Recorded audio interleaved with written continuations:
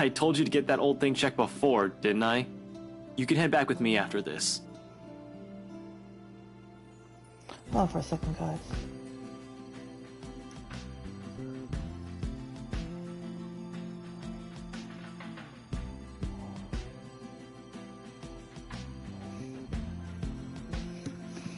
Anyway, I gotta go. See ya.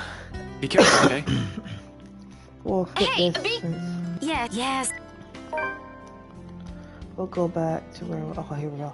The party has full swing an hour later, with the host's opening remarks given. Still no sign of her husband, the poor woman, and the guests promptly fed. The band shifted the melody to a livelier tune. Soon laughter and a romantic tapping of shoes filled the room, and accordions to the lifting strains of music. It seems fun, I admit. Fascinating at certain moments. The flurry of dancers making the music their own, almost with no care in the world. If I weren't so indisposed, I'd have joined the crowd for a song or two. There isn't a lack of invitations anyway. Plenty of them, in fact, with some asking more than once. It's only my stubborn refusal that prevents me from joining them. And I can. A single nod is all I'll take, and the evening would have been far enjoyable for me. But pride in my own silly hopes, the thought of being seen was one of them by him, curbs that, as much as I hate to admit it. Because doing so also means outright acknowledging the douche's claims. That he has to be the one to tell me that still sends my blood boiling. I would prefer someone more agreeable listening nurse. The hard truth to swallow, especially when the very person at the center of it makes the denial difficult. Can't even spare me a minute of his attention or a single glance at me the whole evening. Hell, Zachary might have spoken more words to me.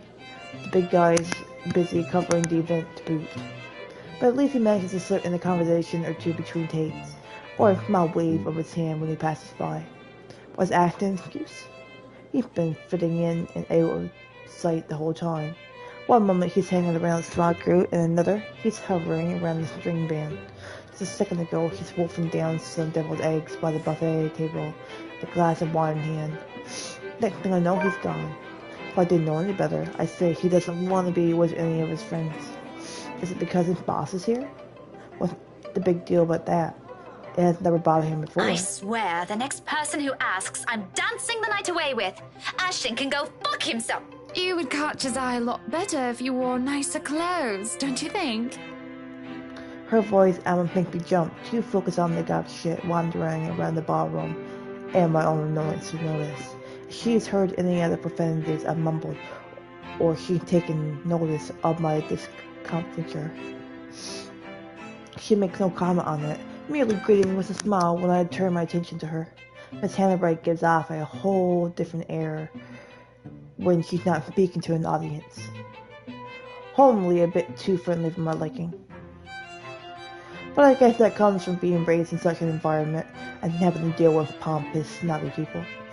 Though I suppose nothing has really changed from years ago. Remember her carrying herself in the same manner during that one and only visit. Does she remember any of it? I won't be surprised if she doesn't. It has taken me a while myself. She probably met a lot of people like little Becky through the years.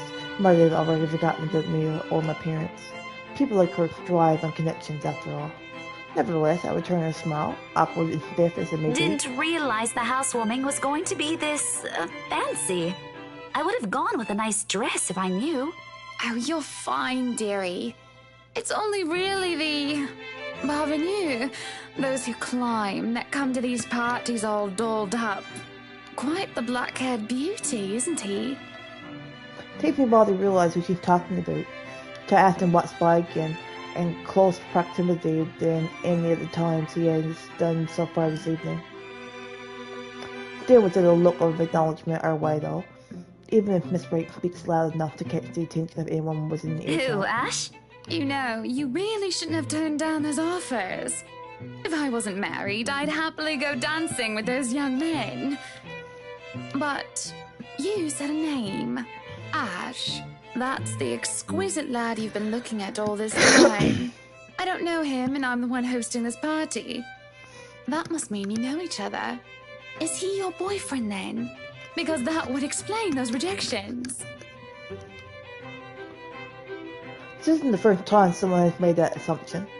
Almost every student I've had in the past did. My coworkers more often than not assume he is. A few of my neighbors also think we're an item. Not that Ashes ever reacted to those. He'd been quite indifferent about it, in fact.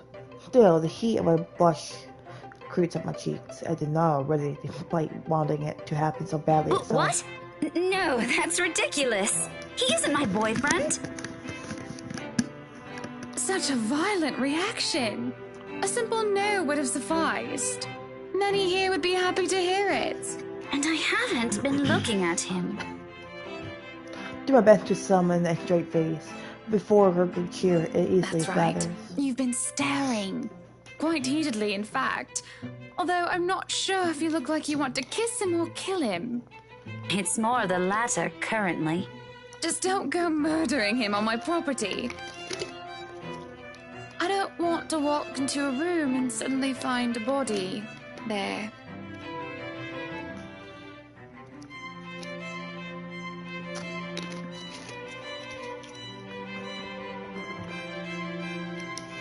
Actually, I'll do it this way. It's infectious in a way. No sooner I found myself enjoying our chat more than I managed myself to. Although her attention briefly wavers at one point, she remains a good companion. Even more once I mentioned who my parents are, her face quickly lights up, and foulness graces her face, despite the meeting from several years ago being a short one. But of course, there are some things we really can't avoid talking about. After all, it's one of the few things I remember her asking me the moment she spotted little Becky in the room. Do you have a boyfriend? In retrospect, it's an odd thing to talk about as children, when there are lows we could have done Yes, with. oh, I remember you! You were the cutest little thing with glasses! And when we met, you were having boy troubles with this lad called something with an A. Believe I still have the clothes she gave me. Chosen also I could impress him. Even back then, acting has always been denser than a rock, and that one attempt to get him to notice backfired spectacularly. Sure, he's keen, he's a detective for heaven's sakes, but feelings, more often than not, engage What was him. it again? Aaron, Alan, Adele, Albert, Alexander, Andrew? Which makes his whole talk all the more embarrassing. And the more names she lists off, the more my discomfort grows, till my smile turns into a grimace. What will she think of me?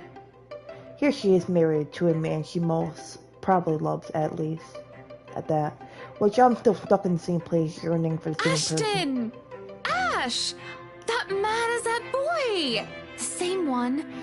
Oh, goodness me, after all these years! I can see why, though. He's quite dashing.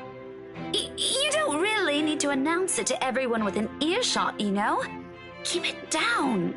I'm so sorry, but it really is cute. She says that before she'll moment a hint of pitchy flickers in her eyes. Take that as a chance to change the subject before anything more can be said over the matter. I haven't even figured out how I should feel about the things Luke told me now. I'm getting dragged into a single discussion. This is a nice party, Miss Wright. Though to be frank, I doubt she'll be so willing to pass this up. The topic has already captured her attention. Please, Anna's fine. We're friends of a sort, aren't we? We must be friends, seeing as I know about your little infatuation, Becky. Don't you worry, dearie. You'll have your happy ending yet. I'm not too concerned about that, am I? That's not what I'm looking for. Oh? And what makes you think that? Doesn't everybody want their happy ending? The idea of happy endings sounds like they're just for fairy tales. And they are, sorta. I don't think you can just sit around, trapped in some tower and hope for the best. If you love them, you have to fight for it, right? You're not just going to sit there and hope that everything will just fix itself on its own. Like everything, you have to work at it.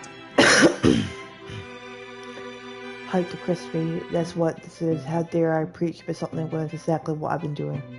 And then, I go and act as if I'm entitled to any of it. that by virtue of us growing up together, he must return whatever I feel for him, that he's not allowed to look at another because I'm the one who has stayed by his side the longest. When in the first place, Ashton has always been his own person. That is something I cannot force on him. Can't only hold on to these, take care of it, until the time comes I can confess it to him. Great. If he recuperates, what if he can't? If he won't? Selfish. I've been too selfish. How laughable that Luke's words don't go true up until But now. what do I know? I'm sure the daughter of the two greatest professors I've ever known is smart enough to know what she's talking about. At one point, maybe I would have easily agreed to that. However, the past weeks have also seen changes in the way I view things. As nice as these things sound, it turns out whatever I previously known may not even be true for other people, or for myself. It is sobering and almost funny how things I might have said with much certainty before now have doubts muddying each of them. But there will be a time to mold these later because when a hush suddenly descends in the room, a whole different issue rears. Especially when Luke drives into the now quiet ballroom, fashionably late and oozing with the same pompous mien he also carries around with him. Good evening, ladies and gents. Enjoying the party? I hope I'm not too late in welcoming you all to the Wright Mansion. Before long, Hannah leads my side to join him, and it doesn't take a genius to piece it all together. Welcome, one and all, to our humble abode.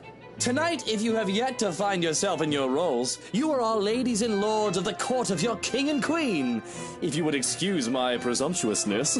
So, enjoy the feast that has been laid out for your senses as we only allowed the best to be served. Enjoy the rest of your night, everyone. His attitude, the manner he carries himself around people, his unfamiliarity with that part of the city of effing course. Truth known. Although I'm partly at fault here, tabloids and the gossip columns have never been really my thing. I should have also expected that wherever Luke effing Wright is, some sort of drama will sure follow. He seems the kind of person who revels in it, figures I'll find him on his own, even when he's not asking for it.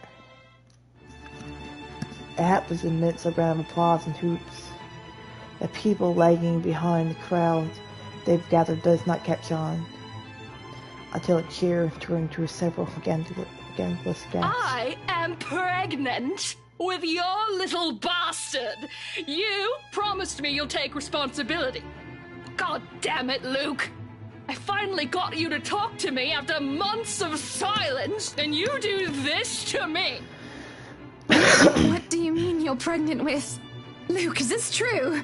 Lies and slander, woman! Security! Johans, take her out of here before she makes an even bigger fool of herself! No, you do not do this to me. I was so ready to leave my stupid oaf of a husband. I told you to leave that damn wife of yours. Look at her. Does she look like she wants a baby? Does she look like she could take care of a baby? Commotion doesn't go further, despite the drunk woman appearing like she has plenty more of them than this bill. In a little while, security shows up, escorting her. Apparently, she's Chief Inspector's wife, too. As if this whole thing can't get any more effed up than it already is. What a mess. But the damage has been done, and beyond the repercussions this will bring, I'm more worried about Hannah. Maybe Luke, too, in part. I've seen the man that hides behind his self-importance, and it is someone who cares for the person who stands beside him, no matter how questionable that is now. After all, no anger is worse than that of a scorned woman. And Hannah? Well, as refined and well-mannered she is in front of her guests, I'm not sure she'll be all too willingly to tolerate this. What's up, AJ? Hello, Mike. Her party, her home, her husband, and that woman has just dared to walk over it. Yet, when I glance at her, there's only defeat, a weary slump on her shoulders, and a certain depth to her breathing. Like the fight has already been drained out of her long ago. I don't know since when this has been going on. I don't know either of them was a judge for myself. I'm simply an outsider who happens to have some kind of connection with both of them. How is it going today? Going good, how about you? With the air of a person who wishes for respite, it's all too easy to see it in her. as she quietly watches the commotion carry on around her. In a moment, before I can think it through, I'm pulling her to the side and waving Zachary over to her. Becca, this is a real oh, hey, Miss Wright. Hello, Zachary. I told you to call me Hannah. Did I not? Yeah, you did. Admittedly, the air of familiarity between them catches me off guard. I won't put it past Hannah. Her standing in society compels her to keep appearances, the be nice to everyone sort of thing. While Zachary's growing client base sometimes calls for rubbing elbows with the rich and famous. Although, from the way it appears, this one seems to go beyond maintaining a facade of work. I wonder how this friendship came to be. I doubt, but we're starting to attract some curious eyes. Most of them are probably searching for more gossip, something to add fuel to the fire. Not that good, I guess. And there was some streamer that gets record my own voice and they report them, but they were like bad people on their own channel there. Some people. Thankfully, there's no need to explain it to Zachary. He's aware of the situation all too well. So, this is what you called me for? We gonna get Hannah out of here? That'd be great. Soon he's leading the three of us out of the ballroom. Anyone who dare speak or approach on their way out, I shut down with a sharp glare. And a few steps away from the commotion and the suffocating tension. I don't stay long with them though. Even if I want to, Ashton's still somewhere in that crowd. I got to go back for him at least. No matter how much the idea of that alone sends an unpleasant twinge to my stomach. I gotta go back in there. Completely forgot my bag like an airhead, and I'll see if I can tag Ash on the way out. You'll be fine here, right, Hannah? Not to worry, dearie. I'll just be right here. Zach will be with you if you need anything. Besides, it seems Zachary can handle this without another person helping you. In fact, for some reason, I got the strange impression I might be intruding on something if I elect to remain. Thinking to Fox, and I did have a good day today, and I was playing Fortnite game again. Nice! I'm glad to hear. At least you have fun. Better to entrust this with someone she's comfortable with. And though it might be a little inappropriate considering what I transpired, a smile worms its way to my lips as I leave. Good on them, I suppose? Chatter has exploded through the whole ballroom once I return. Worried murmurs, clicking of tongues, and inappropriate gossip filter through the thick tension in the room. Most of them haven't even left the premises and they're already talking about it. Tomorrow it'll be on the news for sure, and every local broadsheet and tabloid in the Bronx. No wonder Luke's knee deep into damage control. The scandalous woman gone, he has turned his attention on the media covering the events.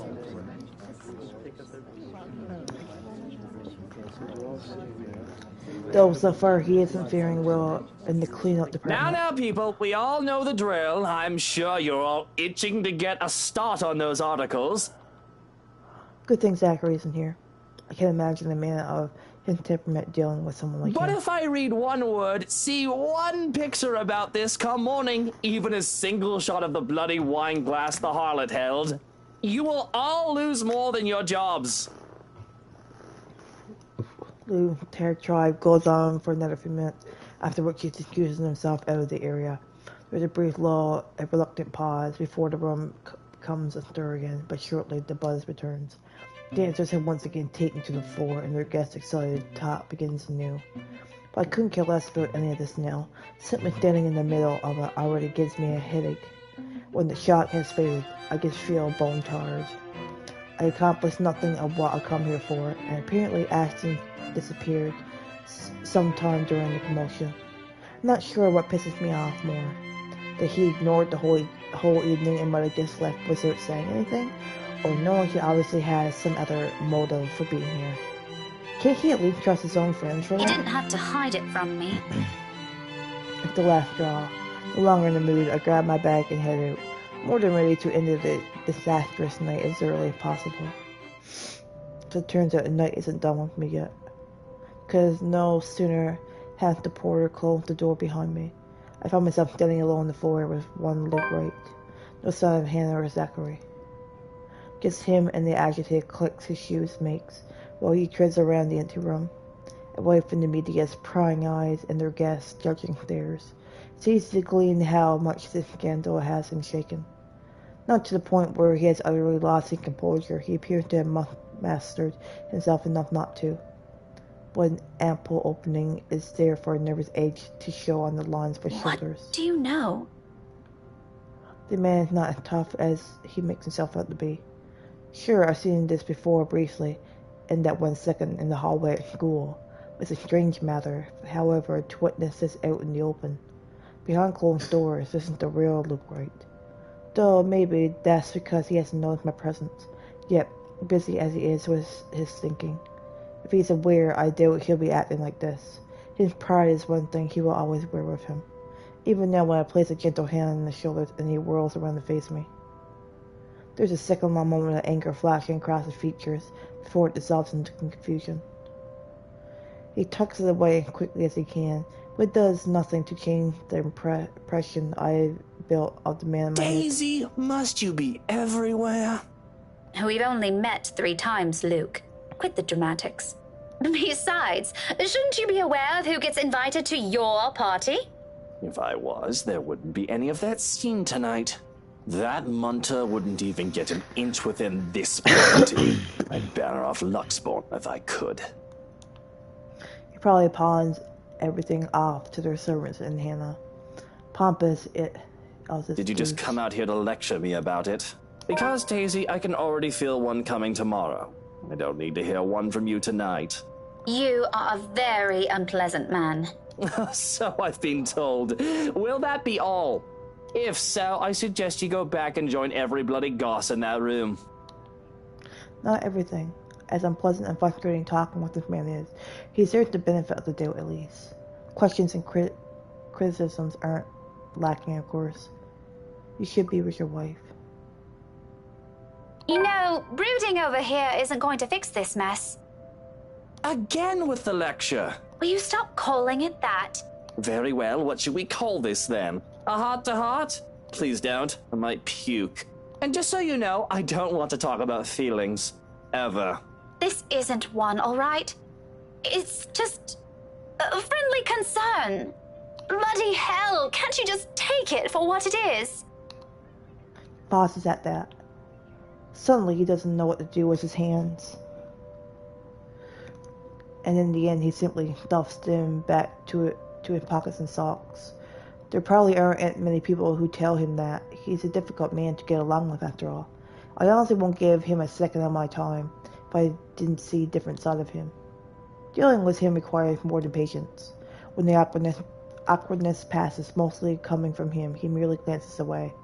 But the tightness of his shoulders has ease, and when he speaks again, despite his rather rude choice of words, none has any friendly concern, right. While we're at it, I should mention that Hana used to call that Viper friend. Now I think she might want to strangle the munter if she sees her again. After she's done with me, of course. I doubt she's going to do anything like that. What do you even know about this? Oh, I know enough. You may look like a sleazy douche, and you still are, by the way. It's almost comical how fast his face shifts from mild disdain to offended, but I don't let it distract me. Those things need to be said, and he needs to hear them, even though they're coming from some middling stranger. But you have your few good moments. I might even say that you're a decent person, if I'm in the mood. Now go. If you really love her, you've got to try and fix this yourself. Maybe tomorrow. Luke. Daisy, did you see her earlier? Was that the face of a wife who wants to have a chat with her cheating husband? Oh, well, at least you admitted you did something wrong. Good for you. How about a star? Would you like a star to go with that good deed? Don't get used to it. Do you realize how awkward this is? Oh, I do. Before I've even thought of what to say, I know there can only be 2 ways this can go. All things considered, it isn't as bad as I assumed. However, there are still some things my brand of encouragement can't fix. His martial problems, first and foremost. His attitude follows right after. Concerns aside, I can help with those. Those are things only he can fix, and it's definitely not by standing around here begging. Don't worry, I was just about to leave. Feel free to continue with your brooding once I'm gone. I'm not going to tell anyone. Cross my heart. You think this is funny, Daisy? Laughter's the only spot that I give him. With a slight wave of my hand, I end it right there and walk away. Although I can't resist the urge to glance back before I leave, if only to have one last look at the man he really is. But the instant I turn my gaze on him, I see it. Looming, hovering over his shoulders, drawn to him like a moth to a flame. Like the first time I stepped inside this place in search for Isabel. Bro, look at that, that's horrifying. He was there too, wasn't he? That man along with his wife and another person, Miss Kahala? And that shadow. No, a woman now. Her, no longer a dark blur. Terror rushes through every vein in my body. A crippling sensation gripping every part of me, which, while she stares at me with a glare filled with nothing but hate and venom. It's like staring at the eyes of a woman I've unknowingly robbed of something precious. I try to say something, a warning, but before I can gather my wits and voice it out, someone shuts the door behind me, as if to keep its shutters away from the secrets this mansion possesses. The bush of fresh air against my cheeks does little to dampen the chill in my bones. By now, the sensation, the fear and disquiet, at least whenever I see her, is familiar enough for me. Already it has made a home in my nerves. I don't even know my trembling hands until I cross my arms across my chest. The cold from the tips of my fingers seeped through the thick material of my shirt. Neither of it helped bring together some semblance of coherent groove in my head. But I know I should. Someone has to tell that douche. I start walking back before fear can cripple me again. It's not wise. Returning, that is, especially after what happened. Diana's still no friend, and Luke doesn't deserve whatever misfortune that letter might bring. I can't just leave those two in there. Isabella's right. She's real, and there's something she wants from everyone who has read that. Becca, where'd you go off to? If you're down here with Gall, I'll get you back to the city. My mistake, the second his voice cuts through the crisp night air, is that I've allowed my annoyance to get the better of me. Fuming, purpose forgotten, I whirl around and march towards him. One accusation after another piles up at the tip of my tongue, ready to be hurled at any moment. There's no hesitation holding me back when I fling it at him. That straight face it keeps as I do, so it doesn't help temper my anger either. It only makes me want to slap some more sense into him. Shouldn't I be the one asking you that? Becca, I've been waiting here the whole time since that mess in the hall. I told you I hate parties like... And before that, where have you been the entire evening? Right then and there, I might have forgiven him if he'd shown some ounce of remorse for leaving me like that. Maybe he could have looked away, given me a sign that my assumptions might be right. He doesn't even need to put them into words. A single gesture of confirmation is all I need. Rather, when I get the same impassive look. He does that whenever he doesn't disclose anything. He does that whenever he's lying. In the face of it, amidst the thick tension, a frustrated huff is the only thing that can Be summon. that way. Fine. Suit yourself. No more words. After everything I see and heard tonight, I'm already too exhausted for those. So instead of speaking any further, I simply walk past him and stomp over his car. Although before I can pull open the door, he calls out one hand and stretches a gentle ray on my shoulder. Wait, Becca. He pauses, his brows furrowed and lips curved into a slight frown. I can almost see the gears turning in his head while he tries to piece together everything he wants to say, before perhaps I might have waited patiently for those. He's not a man fond of using words to express himself. More often than not, any gesture of honesty will only come out one blunt and coarse when forced. But today, for one reason or another, I simply can't summon that forbearance. Ashton, if you're just going to waste my time again... Becca, listen. I don't know how else... That much is obvious. Why don't you just take the whole bloody night? Go on. I can wait until next year. Better yet, why don't you just keep it all to yourself like you always do? It's not like... Rebecca, will you hear me out first?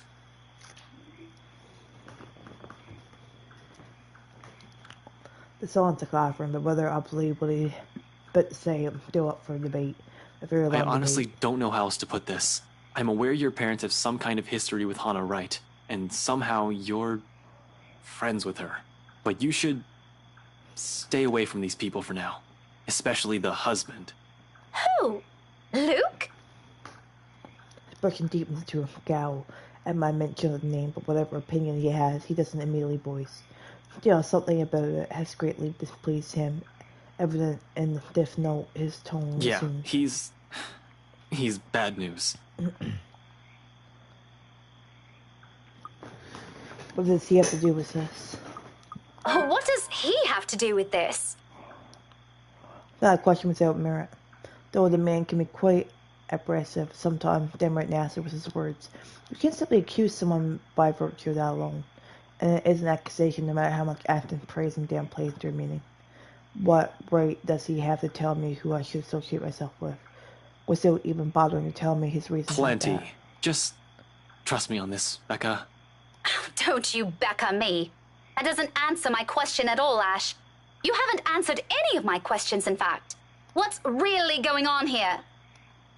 I want to hear it from him. If we are to go down this route, I want to hear it straight from his mouth. Because whatever he thinks of the man, I haven't found any reason why I should be wary of him. Sure, we're starting off on the wrong foot, but he's a decent guy when he tries. A simple explanation is all I want. It's that really so hard to understand. The for me? situation's complicated. One mistake and you guys could... So, we're back here again. More secrets? Why can't you be honest to me for once? He's a dangerous man to be around, Rebecca. Really?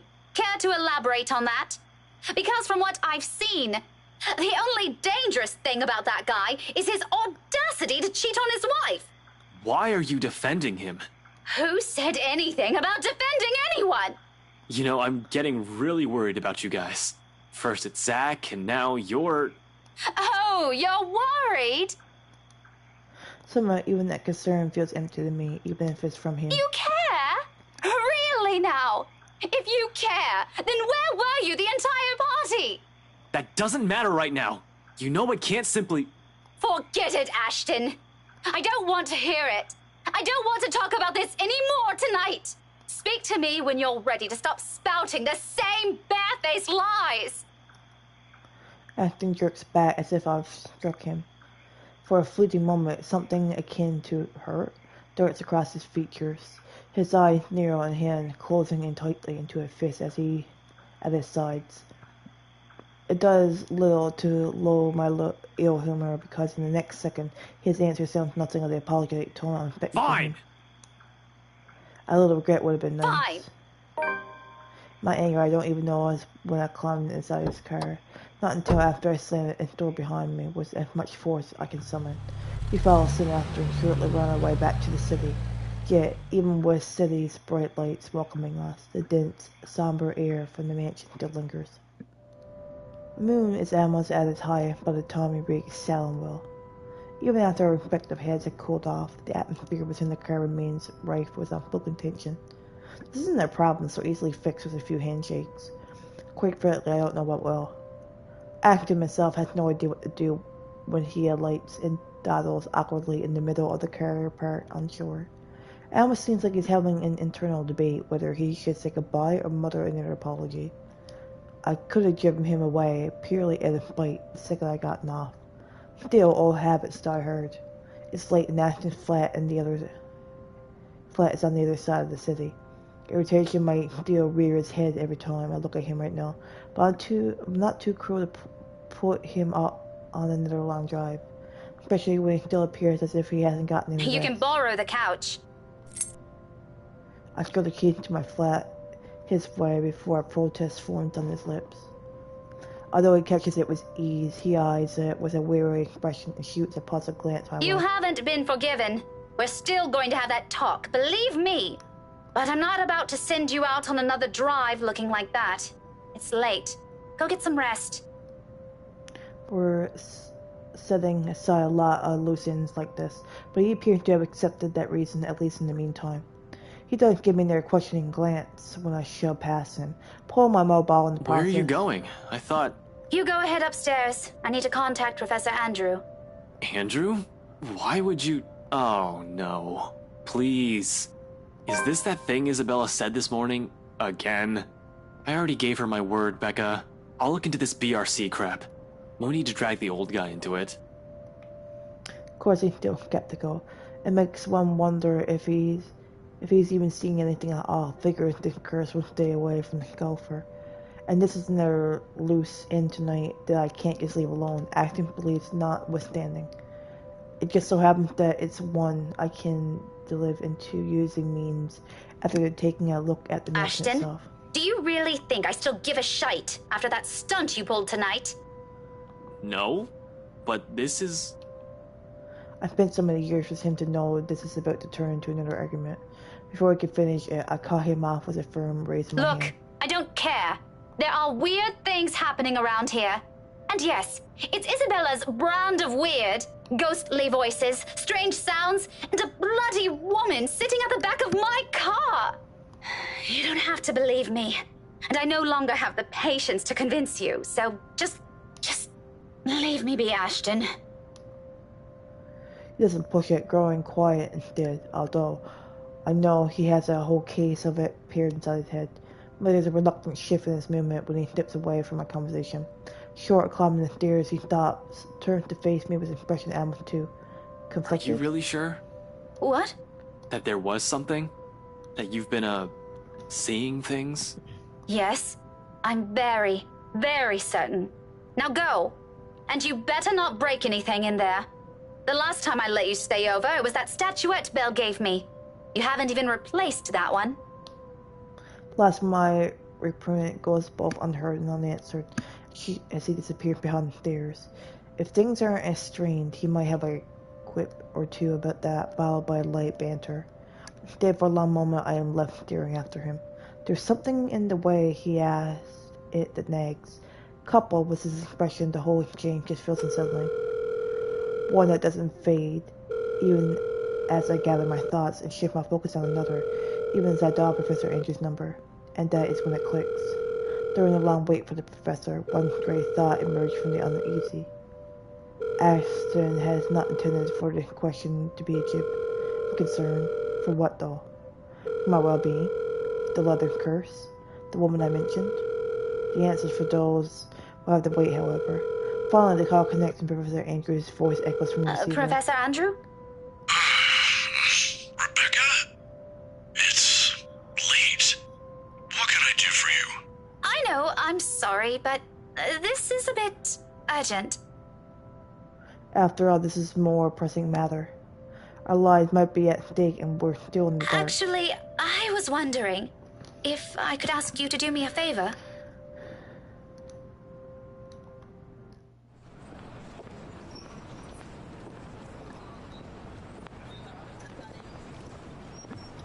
Professor Andrew Clark has agreed to meet with me 2 days later in front of LeBron Public Library. He has other commitments, but being a longtime family friend has its perks. I have my parent connections to thank for that. Of course, I'm not the sort to impose on him often, but the situation is, well, it's not entirely bad, although it does require calling in a few favors from friends like him. Without the signature, I won't be able to gain access to the library through strict exception.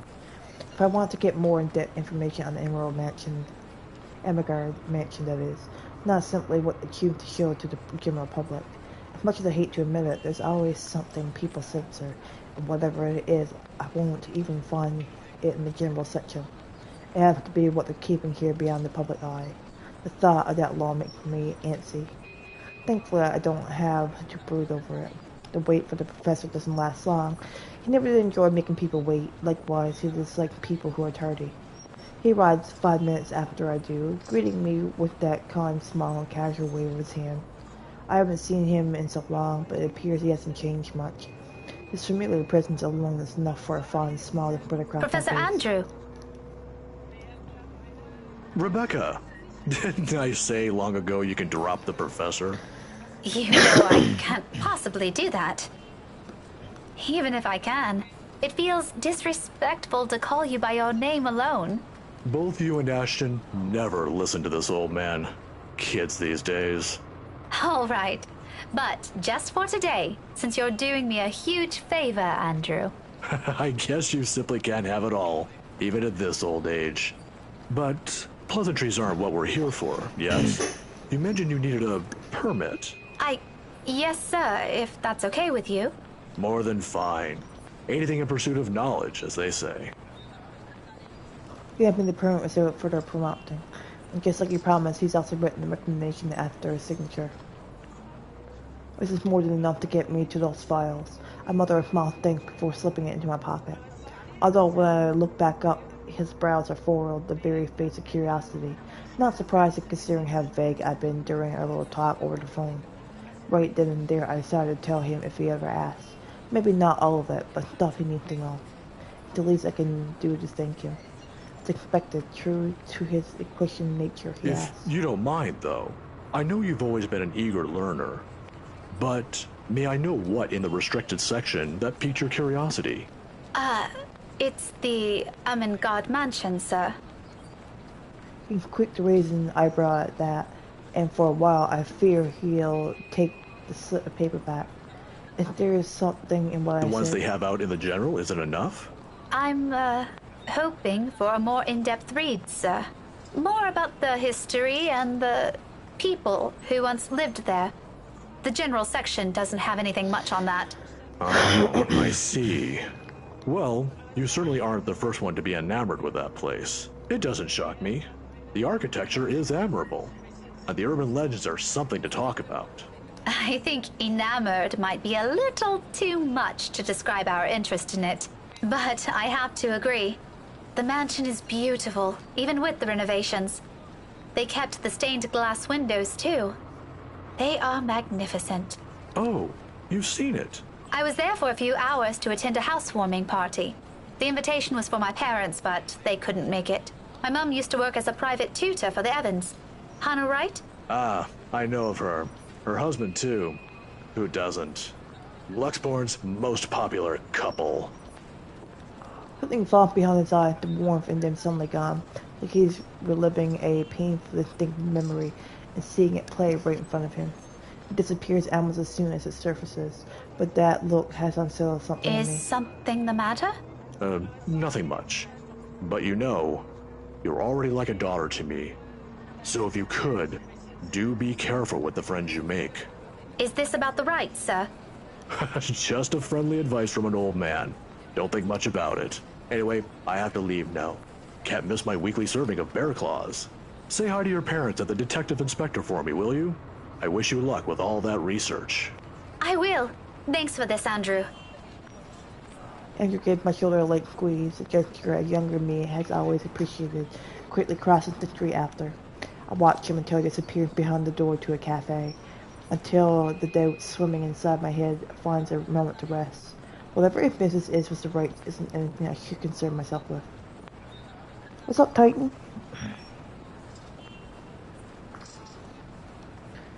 In the grand scheme of things now, all of it feels oddly relevant. The how, though, I yet to find out. I'm hoping the library will give me the answers I want this time. On a gloomy Sunday morning, the library is especially empty, the second floor in particular. I've always considered it a place to be a sanctuary, a respite away from the hubbub of the city. I dropped the light. Thank you, I appreciate that. I'm doing good, how about you? As a child, I grew up reading books here, spending hours here to no end, poring over the pages, looking at fantasies in my head until my parents called me home. I appreciate that. Now it feels nothing like it. I'm glad to hear. The silence is smothering, suffocating, even with how clean they kept the microfinch room, how the entire small of it lacks a speck of dust or clutter, breathing is a struggle for air. Not far into my stay, I began to long for the noise outside. Perhaps as a way to calm this unease, I start to hum a tune. Imagine that. Why of all things, it has to be that silly nursery rhyme. I'm not an inkling. It does its job, however. I feel in flow with something far less awkward, far less deafening, and that is enough for a distraction. I have business here. No time for silly daydreams, only important work to attend to. Even if there is a possibility of it being fruitless by some means, it feels like I have to do it. If not for me, then for the people who have been affected by this. Hey? I'm going to go to bed there now. Just want to know if you're awake or not.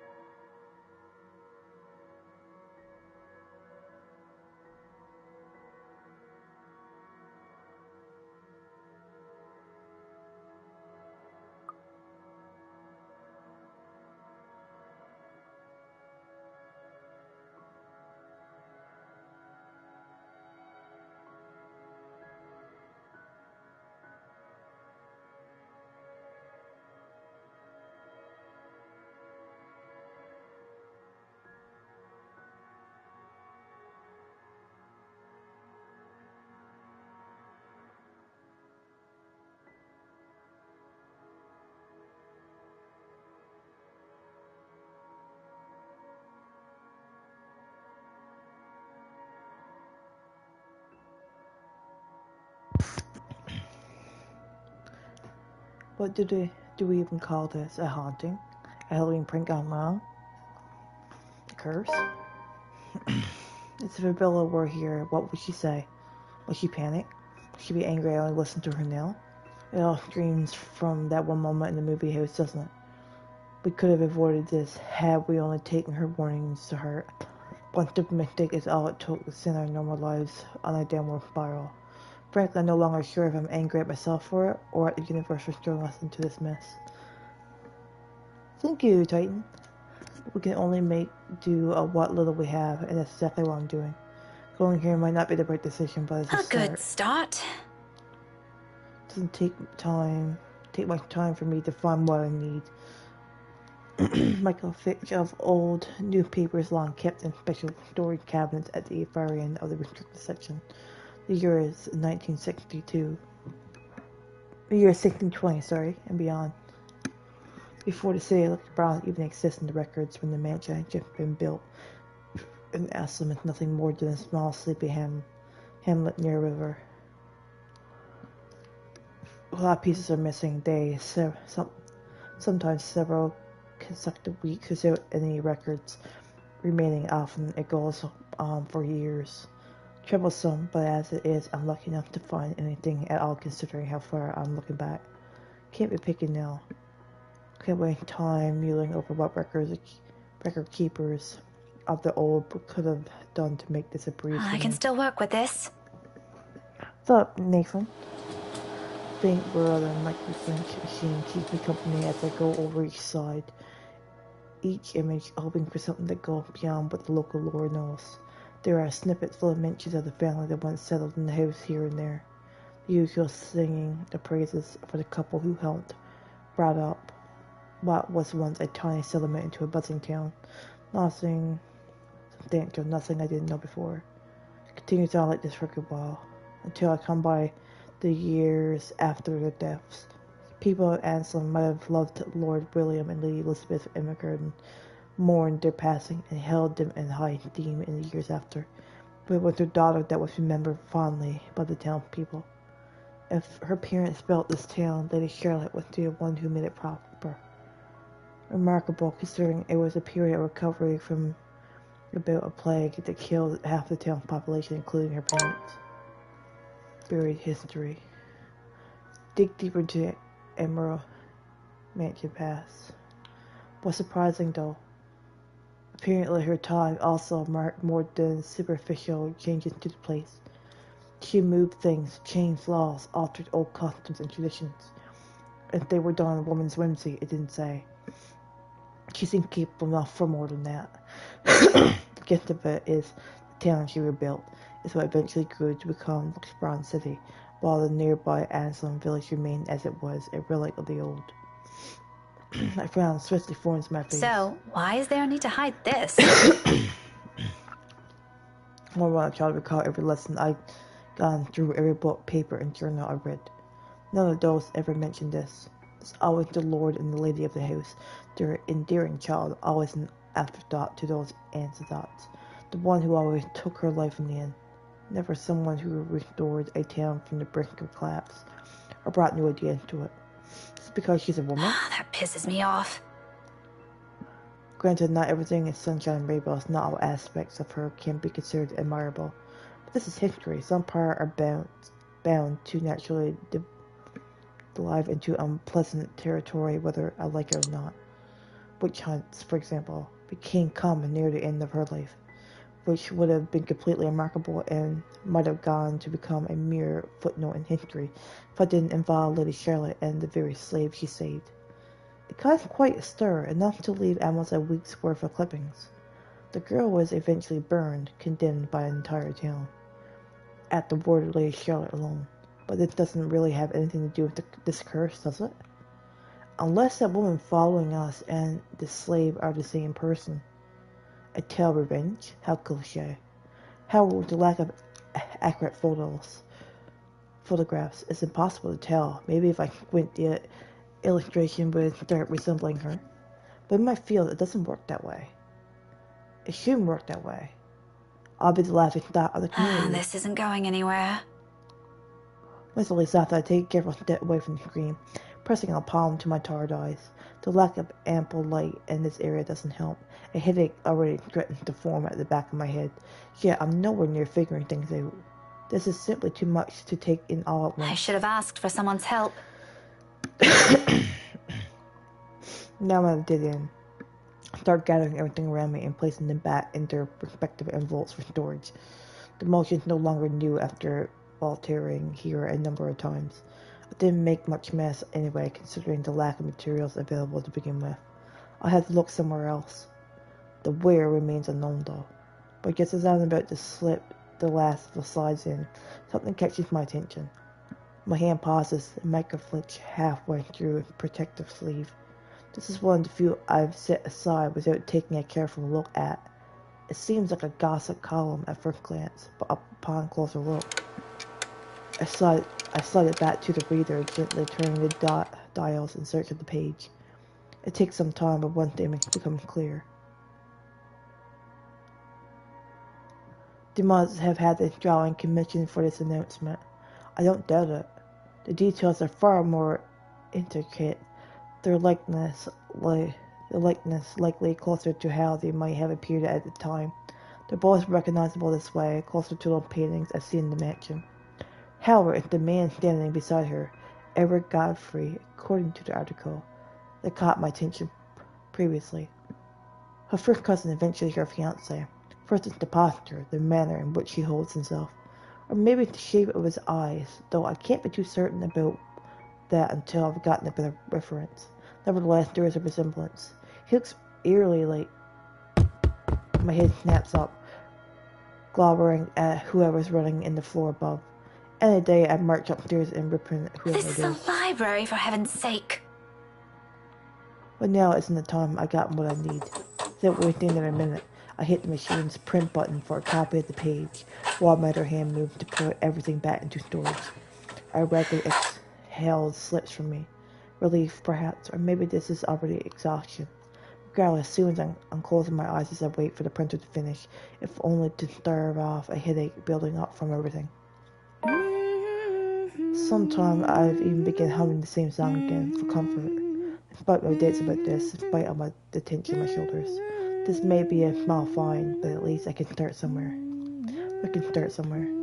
There's a way out of this. I know it. Winter squatters to a halt. However, sound isn't what makes me snap my eyes open.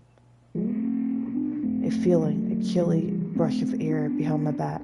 Brief enough for something sickening to suddenly lodge itself in my throat while I take in my surroundings. That suffocating sensation again, creeping to every part of me, crawling under my skin, draining me little by little of any strength. From that day in the mansion, from that brief moment at the school, without delay, I grab the papers and make a quick beeline for the door. My whole body freezes. Dude, what the fuck? What are you doing, Miss Pink? I hold my breath, not daring to make any noise. For a little while, only the sound of papers crumpling under my grasp filled the room. The excitement from earlier gone instantly, replaced by a cold, seeping dread spreading through my limbs. But more than the fear of danger, it pains me to hear her using my own student's voice against me. And more than once I believed it was really her. She has no Why right. don't you play with me? Although she hasn't made a move, if there isn't a wall behind me, I'll probably take a step back. Anything to put distance between us, no matter how small, as long as I'm out of her reach. But I steel myself, because if I do fall back, turn away from her, I'll be left with no way out. I am not dying here. You think you scare me? Miss Pink, don't be so rude. I'm waiting. I'm not afraid of you, you spook. This is one Scotswoman. You aren't getting into an early grave without a fight. Come at me. I expect the show lines to prove to me what a monster she is. Still, she gives me a smile, twisted and narrowed. It's as if Tommy crawled to a thought at the sight of it. A split-second decision, and before I know it, my body shifts. Eye closing in anticipation, hand grabbing whatever salad off on the nearby table and hurling at her. Don't bother looking if whatever I threw it is smirk. I run as fast as my leg can take me. Despite my heart threatening to burst out of my chest. But in this maze of bookshelves with the whole place almost void of people. If there even is a place safe enough I can escape to. I'll come upstairs. There's people upstairs, aren't there? Weekend staff or some volunteer. There should be. Even if it's a Sunday and I'm only here for a special permit, there should be at least one person manning this place. I heard them a while ago. Of course I couldn't possibly tell them about this. They won't believe me in the same manner we didn't buy Isabel's stories until it's too late. But I can easily come up with excuses. For now, what's important is I don't end up trapped in a woman. Safety in numbers, as they say. There's no hesitation. My steps as I race upstairs. Ears straining for any sounds of sound of the woman appearing, jumping at me again at any second. I can still hear her behind me, gritting her bones, her whispers as she keeps calling me back. Although as I distance, I don't slow my pace. Elaborate rules be damned. Because no matter how much you pretend to be brave, the level-headed one or the tough one, this terrifies me. This scares me more than anything. This isn't how I plan to die. But when I get to the third floor, only silence welcomes me against and the stretches out wide. Far too wide for the entirety of the floor for it to be reassuring. Just behind me, somewhere at the foot of the stairs, panic rises up my throat. No other way now but up. So I thought, inspiration kicking in was a warning. Take 2 steps at a time, tripping compensating over some of it in my last-ditch attempt to escape. But I know, in the back of my mind I know. No, all of this is futile. With every footfall, with every ragged breath, with every pounding in my heart, it gets hammered to my mind. It all becomes clearer to me once the door at the end opens. Filling the vast expanse of LeBron's early morning skyline, and with her treading at my heels, blocking my way out. Stay away from me! A useless plea. Does she even understand a word I can say? Can she even? Is she still human in the first place? Somehow I doubt it. Because no human being will ever do this. Simply imagining what she's capable of doing to us. I never want to give her that chance. I'm telling you to back off! Her gait is slow as she walks forward, each stride accompanied by a sound of broken bones, a blood oozing from wounds that never found healing. With every inch she draws nearer, even as I pull away to take back what little distance I came between us. The smile of her mirror grows wider, a mocking gesture for me. She may be less of a human now, but I'm pretty sure she's fully aware she's got me cornered. She wouldn't even bother making it here if she had it. But I can't look away. I can't bring myself to even. I have to heel my shoe to ensure it hits the edge. End of the line. Trapped. Alone. So this is how it ends, huh? Quietly and without fanfare, surrounded not by a warm breeze but a chilly morning air. No soft footfalls on an empty hallway. The dim of the early morning traffic below. No warm afternoon light. Nothing but the cold. Pungent smell of death. All beneath a dreary neon sky. How fitting. Yet amidst all of it, there's a single voice I want to hear. If only for the last time. Becca? Hey, did I wake you up? No, I left you a voicemail, so I thought, where are you? The one I grew up with. Who always got grades better than I did without even trying. Whose silly antics I have to pull up with all those years. Who stood by me even when things got tougher. That one person who's been a constant in my life. Ash, do you remember that one time? The what? Back in secondary. We joined a contest back then, didn't we? We had to dress you up as a girl and... No. What? You looked really pretty. I think I still have that picture somewhere. Burn it. We're not talking about that again. You promised. Seriously, what brought this on? Nothing. It's just the first thing I remembered. So weird. Despite everything, my lips curl up into a smile, faint, a sad little thing on its own given the situation.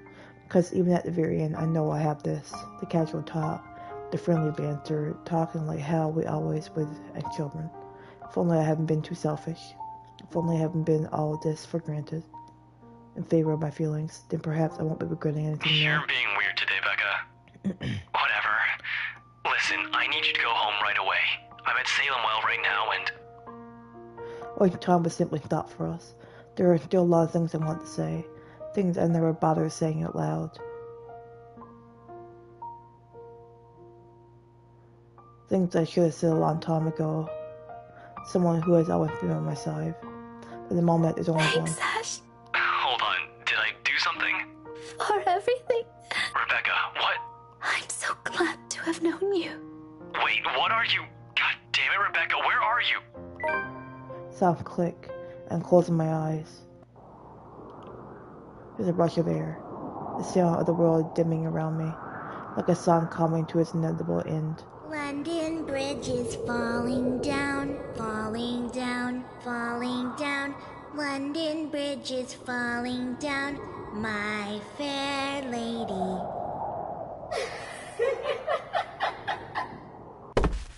Oh. Did she die? Did she die? Did she die? Did she die? Oh no, did I get Rebecca killed? Oh no.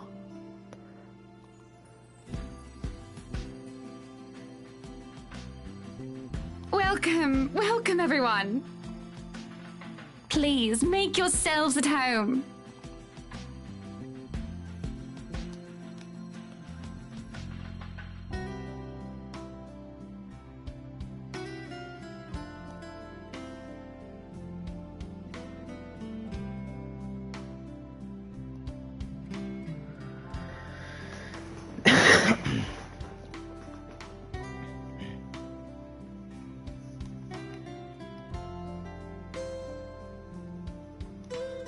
Simple matter of awareness, really.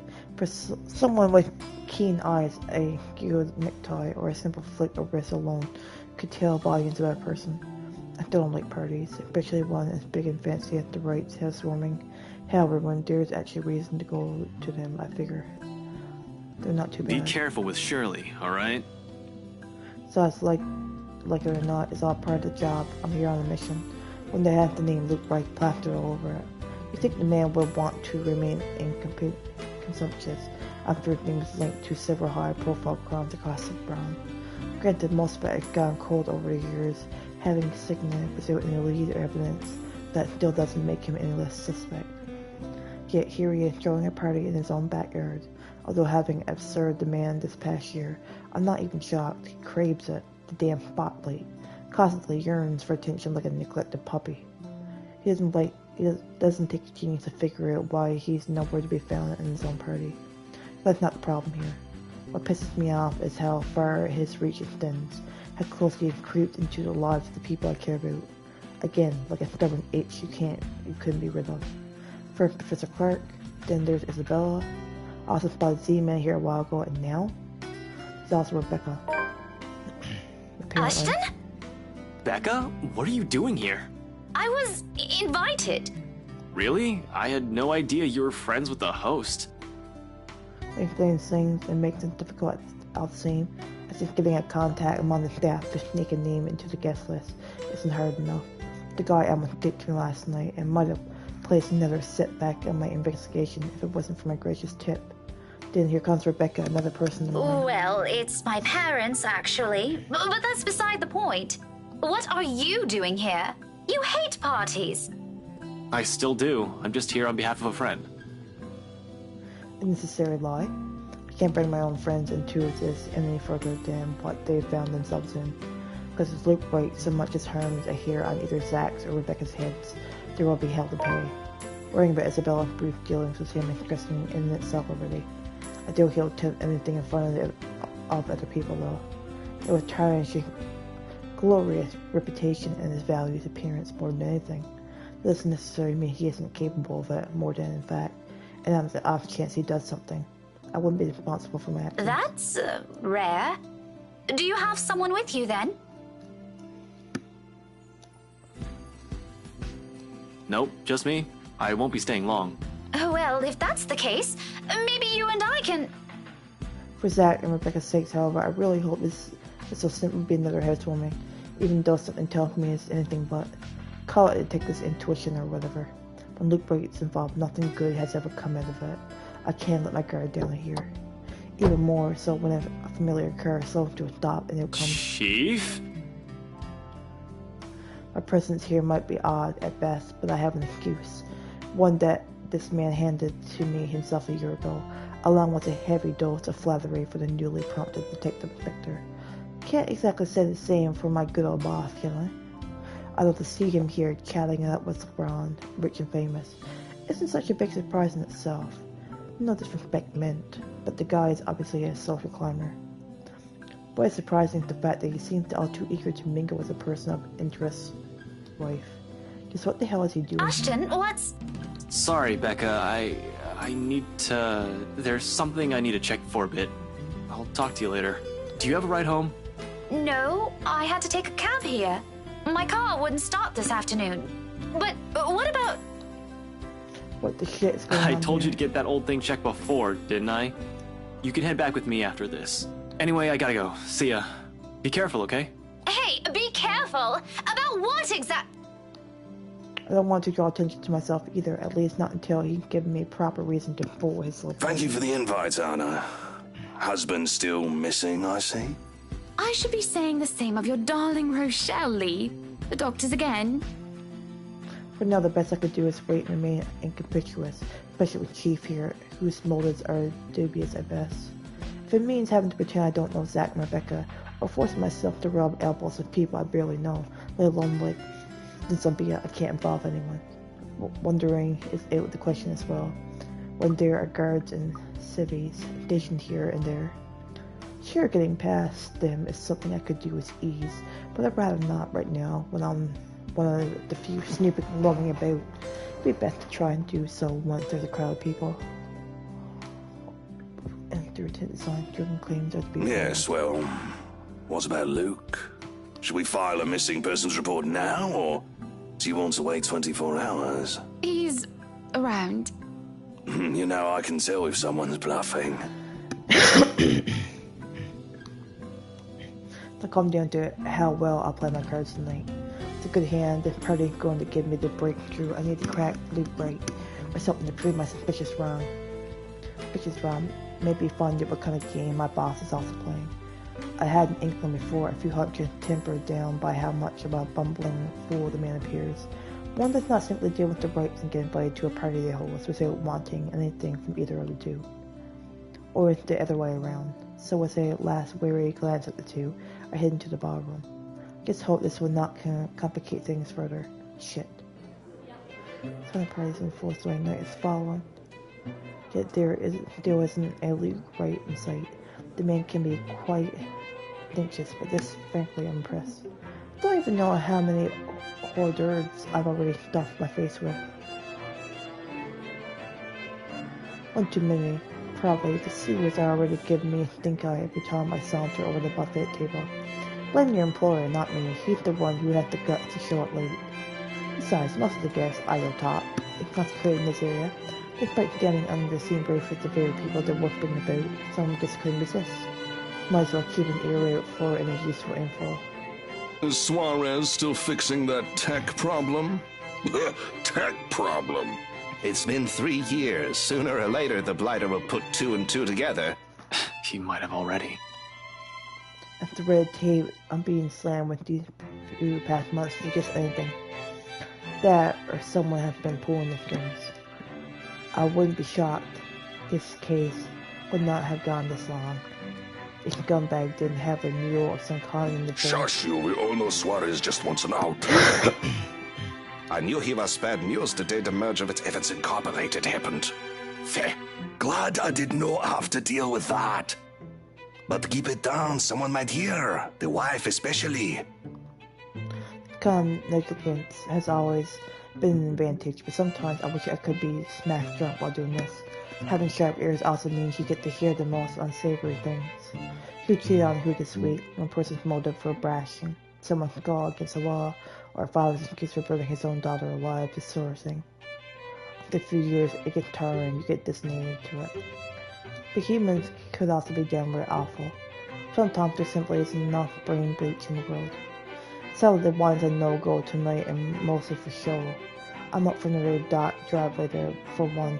I definitely want to be sober in case anything comes up. And something always comes up in assignments like this. Detective and Victor dying of cardiac arrest, for example. Because I can feel the moment my heart grinds to a halt. The second I shift my eyes to a corner of the body. Hana Wright. Some will say I'm acting a touch bit paranoid, and maybe I am. This is a party, and she's the hostess. It goes to say that she'd take time to make it with her guests. But Hannah Wright need Evans was her fair share of accolades. At least to the public, she doesn't seem like it. Like her husband, she's the one with the business sense, not to mention the impressive track record needed to manage a company. Or effectively hire whatever workload there might be. She's clean as far as my agents and I have found. It doesn't rule out a possible involvement with whatever her husband's up to. Hell, Luke Wright came out clean in previous reports. I told her to take a deeper look into it. What I've found may be significant to bring anyone to trial yet, but it's enough to make for suspicion. This might be a bit of an overreaction, but no one lasts long in the line of work by being You would killed. catch his eye a lot better if you wore nicer clothes, don't you think? Didn't realize the housewarming was going to be this fancy. I would have gone with a nice dress if I knew. That's what I'm worried about then. She'd probably be more careful with appearances than her own husband, having grown up with a spotlight focused on her. Yet even knowing that the anxiety for days has been here since the party started. I brushed it off earlier, who would feel edgy, right? I'd gone undercover in a party hosted by the very person I'm investigating. That in itself is risky and has a plenty of rooms of their air. Usually though the tension passes around the first half hour or so. I've been trained to remain composed in situations like this. It only goes heavier and sinks to overwhelm. Now I feel that someone's watching me instead. And it's been like this since last week, but I should already be used to this. People will be looking at me no matter how small or big of a blip I am on their radar. It's what they do in these things, but when the feeling of eyes burning to my back lingers longer than necessary. I've been looking around every now and then to catch the culprit. No luck. Tiny pin pricks continue to sting the back of my head, and the ghost of a cold touch creeps up my limbs. To my gaze switches back to Rebecca Hannah Wright. She stands there, dark-haired, sticking out like a sore thumb. Even so, no one seems to notice. Although she's looking away from me, her mere existence here strikes, disturbs. A sense of tunnel vision blinds while I stand still, stock still and gape at her like my life depends on making sure she stays where she is. I feel trapped in her presence until another guest bumps into me, yanking me out of this. Only then do I realize I've been holding my breath. Before I could figure out what happened, she's gone. A quick scan of the room yields no sign of her. The party continues as if nothing's amiss. I'm not really one to judge, but I'm sure someone like that would not have been allowed in a fancy thing like this. Who has the security been doing? Are they really that intimate for someone so distinct to easily get in without notice? There should have been an outcry by now from the host. She's been standing there an arm's length away from the woman, and yet she simply continues her talk with Oh, the Rebecca. professor! And your little Becky! My parents couldn't make it since they're in Scotland right now. And Mom says hi, by the way. There's something in the food then, that I'm starting to see things. It couldn't have been the wine though. I'm every bit as sober as when I first stepped off the car. Poor derps. But why would anyone want to do that? Why would Luke Wright want to do that? He's fishy, but I couldn't see why he'd ever think it'd be a good idea to lace the foods he's serving in this party. Not chiefly on his guest list to boot. He has been linked to narcotics trade, yep. However, the lack of tactic is below him, that much I could tell. If there's a mass murder waiting to happen here tonight, which I highly do. What the fuck was that? There's no time to look deeper into this, even if I want to. Not when a turn the sign comes upon the room and draws everybody's attention to the main doors of the bar. About damn time. Good evening, ladies and gents. Enjoying the party? I hope I'm not too late in welcoming you all to the Wright Mansion.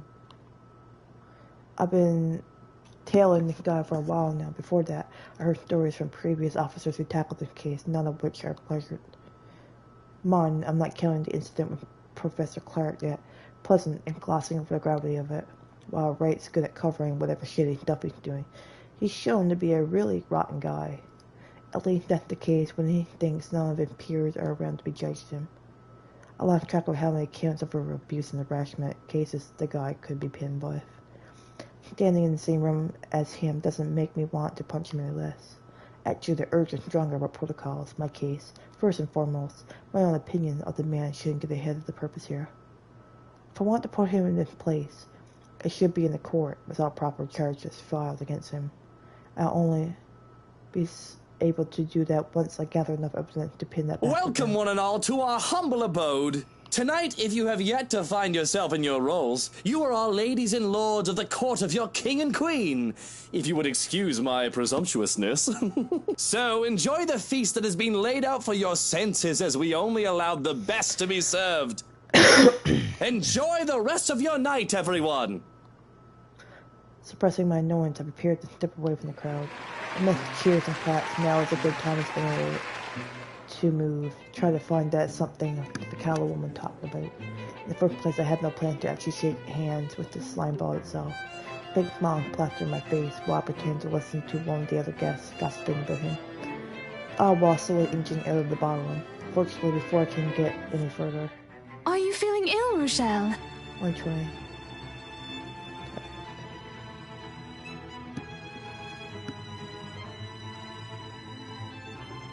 Perhaps you need to sit down and... Rich people only have two ways to resolve their mess. Either they quietly deal with it behind closed doors, or they create an even greater problem out of it, and they get both up in everybody's faces one way or another. No! Shut it, you munter! I ain't talking to you! I'm talking to this scumbag over here! You bloody bastard standing there with your smarmy smile! Not even a few seconds in, and this is already proving itself to be a big public spectacle. Why spend money on television to buy daytime soap operas? Sure, you can go to one of these parties and see the action unfold in real life. Get free food too. Really, if I were an actual guest, I'd just make this as source or did form. Watch your tongue! You're on thin ice, Rochelle. Where's your husband? Who even invited you? I'm not a guest who's here for a good time. I need to focus on him, even though this whole story tell. So I wait and listen to I observe. Interesting, isn't it, though? That's the chief inspector's wife.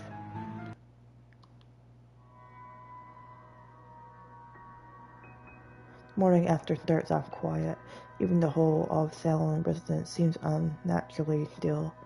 The open hallway when I step out to full attendance, no sound coming from the other units either. Sounds as if something brewing on the horizon. A peaceful night's sleep still does wonders for the mood, though. I can't even remember the last time I've slept without anything urgent interrupting. It's a nice break from all the bad news lately. If I wasn't for the instant buzzing in my pocket waking me up, I sleep in. Ringing stopped before I could move somewhere private, but sleep has also been effectively kicking out my system by then. Pity, I could use a little more rest until I have to face the other storm. Of course, I already back on that explanation. It doesn't matter if it's the whole truth or another hastily spun tale. Although I haven't really figured out how to go about this shit. Like Zach and Isabel, who doesn't usually ask questions and are content with what little I could share, Becca's rather quick on the trigger. What had to be set aside for later, though. Sup, I'm Ash from D-Lux City. Chief's name gazed back at me. I wanted his mucking sad. It would have been nice to just chill after last night, or maybe half listen to the news. Surely it's the same thing we've been doing lately. Could be getting excited and chilly. This room movie on the side of my boss. So I answered it. I wanted to get something. Where are you right now? Now that's a tone I didn't expect from him at this hour. Just thinking how this would go gives me a headache immediately. I reach out and pinch the bridge of my nose to save it off. This is why I won't ever drink myself senseless. What was that? Nothing, Chief. A pleasant morning to you, too. Probably calling out to rag on me or complain about his wife, which is really none of my business unless it affects my case. It seems like the usual rich man cheats on wife deal. Although I would have followed up on him if it were somebody else's wife. But figuring into Chief's hay, I trust him to come clean if the missus is related to the Wright's shady dealings. This is why I left before they even hauled the woman out last night. I'm not going to go around investigating cheating husbands and wives when I'm probably just that. Chief appears to have a different idea in mind, though. There's nothing pleasant in the morning. Anyway, where are you? I told you millions of times before to keep your lines open. He did, and not only him. Zach, Rebecca, Isabel, all of them have said the same thing numerous times in the past. But I was undercover last night. A phone call is the last thing I want to happen, when there are other things I need to focus on at the time. Besides, we have radios and work issues, phones. Why isn't he using those channels if this is... Just woke up, sir. As awesome as it is to hear your voice this morning, it really is early. If you could give me a few minutes just to wake myself up, that'd be swell. No need for that. This won't take long. Is something wrong? Am I needed at the precinct ASAP? Oh no, everything's good over there. Just look, kid. Frey. Don't take this personally, alright? Was that epic? You're off the Luxborn firm case. Starting today. Well, I did not expect to hear that either. This must be some kind of cosmic joke. I allow some awkward seconds to pass. Chief must be pulling another one of his awful pranks. Out of his bad moods, or a severe hangover maybe. Everybody knows that when given a chance, he exercises no control with his drinking. If it wasn't for his wife Cossinger, he'd probably be trashed an hour in at the party. He liked to drink more after they threw her out of the ballroom. Besides, his sense of humor has never been good. He gets infuriating most of the time. When he doesn't follow up. By sounding a tiny bit frustrated, speaking to my own superior. I'm not the one to blame. Wait, no. What? Are you kidding, Chief? Is this one of your practical jokes again? The Temps won't say anything about it, but I... It's not that. They're orders. From the higher-ups. The higher-ups, yes, my favorite word. Since when did the higher-ups ever care about what the Criminal Investigation Department did? As far as I could tell, they don't give a hoot if CID is filled with cold cases, as long as we keep the spending low. When I need to view those old case files, though, they're locked away in the archives, so you're gonna have to check with the higher-ups. I need access to these reports, see if the higher-ups would allow it. Every step, every move in the case. There isn't one that hasn't been gated by some authority. If it's not the chief, it's the commissioner, or so they always tell me. It makes me wonder when they even bother assigning it to anyone. Not a single one of them has done anything to help move the case. And they wonder why it has taken this long for even a hint of progress to show. You can't just drop this on me. You can't just take me off like that. Yes, I can. And I'm sorry, Ashton. You're a good detective. One of the best I've seen in years, but... 3 years, Chief. 3 years! 2 years since that anonymous tech leak blew up. Since Luke Wright's name was openly linked to several nasty dealings with Hendrix Brown's corporate world, some of them involving deaths. 3 years and I was the only one who made it this far. Much made progress. And officers with more experience weren't able to do what when they handled the case. Because it was in a year and was barely any help from the damn brass at that. Of course I'll be Do you know what would have happened if I didn't work my ass off on this thing? If I didn't dedicate a whole year of my time on it, it would have gone cold. Like every fucking case Luke Wright has been linked to. I saved this from getting thrown into the archives, sir. I'm getting close. If you could just... I'm fully aware of what you've done, Frey. But the Commissioner hasn't been happy with your progress. Still too slow by their standards. Too slow? Well, what about those reports I filed? I've documented every freaking thing for them. I've given you every important lead I can gather. Isn't that enough? They need results, not a bunch of research papers. Not one baseless assumption after another. Concrete proof, Frey. I'm really sorry. They've already made a decision. They're going to pass this on to someone who's been in the force longer. Someone who has more experience. Someone who has more experience? They meant nothing by it, but you're still too young to work on a case this big. Chief, I've already done more than what those old farts ever did behind their desks. All of it, within just a year of being assigned to this. Watch your language, Frey. Those are your superiors, I'm not some damn rookie fresh out of training. I'm as qualified as they are. Utah, I know it is. They'd never say it was in my earshot, but from the very minute I stepped into their prison. A lot of them have underestimated me, from their figures alone to the assignments I get. To them, I'm still just a kid, too young, too green to experience. And once they pull that card on me, every argument I have gets thrown out the window, no matter how logical it is, how much I've accomplished, what the records say, or the amount of work I put every investigation they've thrown We're my all way. aware of your skills, kid. You wouldn't have that badge and rank if you weren't good enough. However, this case is just not for you. Too high profile, too risky to put a good officer like you in harm's way. Can he even hear himself? That reasoning is odd in itself. No one joins the line of work without knowing the dangers Don't of I it. get a second chance? You said it yourself. I'm a good detective. It'll just be a matter of time before we can close this. It doesn't matter what I think, Frey. You're off the case, and that's final. I expect all related files and documents on my desk by Monday morning. And don't even try to go touch anything. I know how hard-headed and determined you are. Chief, please. A few more weeks. I'll have the proper evidence left on your desk by then. I swear it won't take longer than that. Fred, it's too late, boy. I've already informed the other officers. You aren't to be allowed access until you've been given a new assignment. Hell, just keep out of the precinct, Frey. Take the weekend off.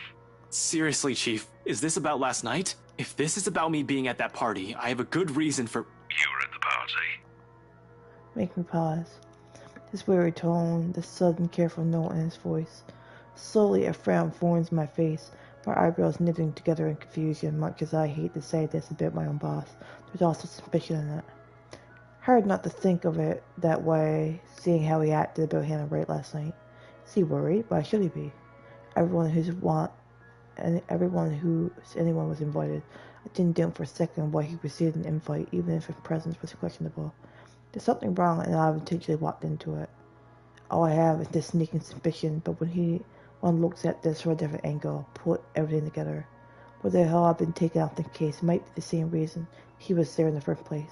Well, Yes, Chief, I was. For a good reason. What were you doing there? I know we don't have a strict rule against attending functions, but that was... he caused an almost sounds like he's choking on his own excuses, lies. I don't want to accuse him of anything, yet he's someone I respected since I joined LPD, even with his bizarre sense of humor and tendency to procrastinate. He's obviously competent enough to get the job done. He wouldn't be Chief Inspector LeBron Police if he wasn't. He wouldn't last years in service without some track record backing him. Unless that too is a fluke, and what's backing him is not something, but someone. Oh shit. Effing hell. Effing Chief shit. Harvey, about last night with the... Why does it matter, Frey? This isn't about that. Why does it matter? Why does it matter? I recite the whole damn oath we taken upon being sworn to service if I can, but at this point, it seems too late to remind him of that. He had probably already moved from serving and protecting people to serving and protecting his own interests. Damn it. I suspected the upper brass of this, even the lower ranked subordinates in the force, but from my own boss? Shit, no wonder that leak didn't lead anywhere. Someone closer might have been pulling the strings. I might have been set up to fall long before the effing case had been assigned to me. But I don't want to just give up. I don't want to believe I wasted an entire year of this.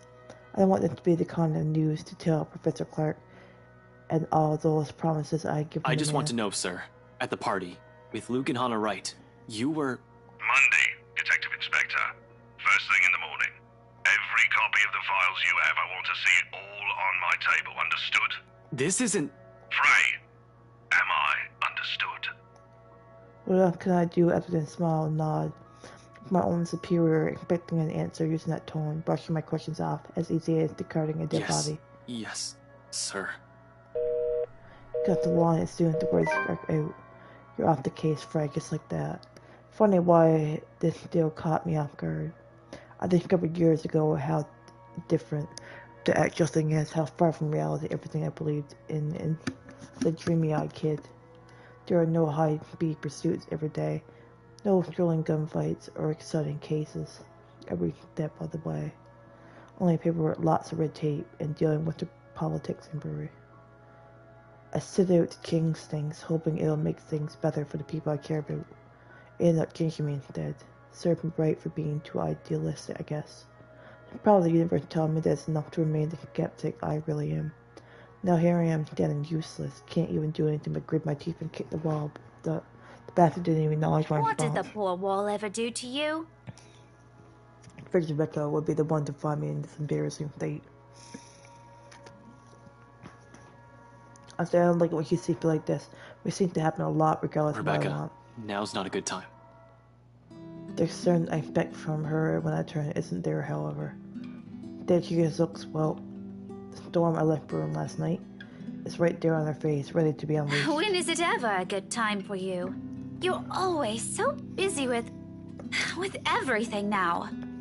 Now I find you here, sneaking out without even bothering with a proper goodbye. Not even a word. Really, I'm starting to think you're just keeping me around for my couch and my cooking. Becca, it's not what you're thinking. I wasn't planning on sneaking out. I was going to say goodbye. I just had to take this call. Although, I'm not gonna lie, couch is great. 10 out of 10. Would sleep again. Stop it with the jokes, Ashton. I'm not in the mood. Her bitterness is not lost on me. But at the point of friendship in our lives, how does she still expect me to answer that? What am I supposed to tell her now? Are you still mad about last night?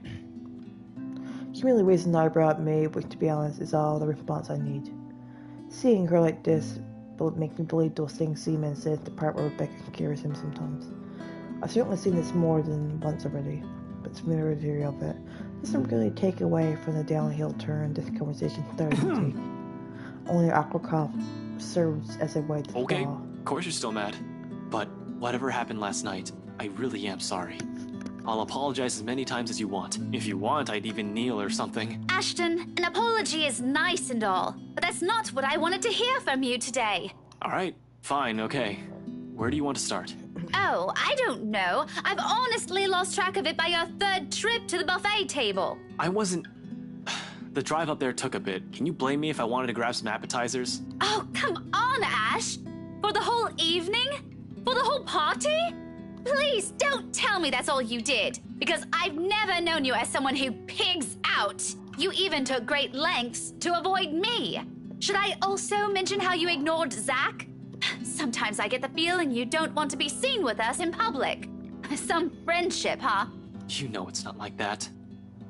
It's never going to be like that, Becca. I'll ask this again. Just what were you up to during the party? What were you doing that you couldn't even take 2 seconds to make time for your friends? Couldn't even look at her in the eye. It wasn't that I wanted to avoid them. I did it to keep Zach safe, to keep Rebecca safe, just in case. Client or family friend, it was still a party hosted by a person of interest, by a man accused years ago of murdering a person's wife to get what he wanted. Then she showed up, Hannah Bright happened, and Luke Bright, you can't be bothered to die peacefully somewhere. All of a sudden, none of my original reasons matter. If it was found out right then and there, hell, it's Zach and Rebecca's connection with me was found out. Who knows what might have happened? Rebecca doesn't understand that, doesn't understand what I can and can't say to keep them from her. It's all in her eyes, and the tight line of her lips, and her furrowed brows. The hurt. Guess it'd be a wonderful start. First my case, now Becca.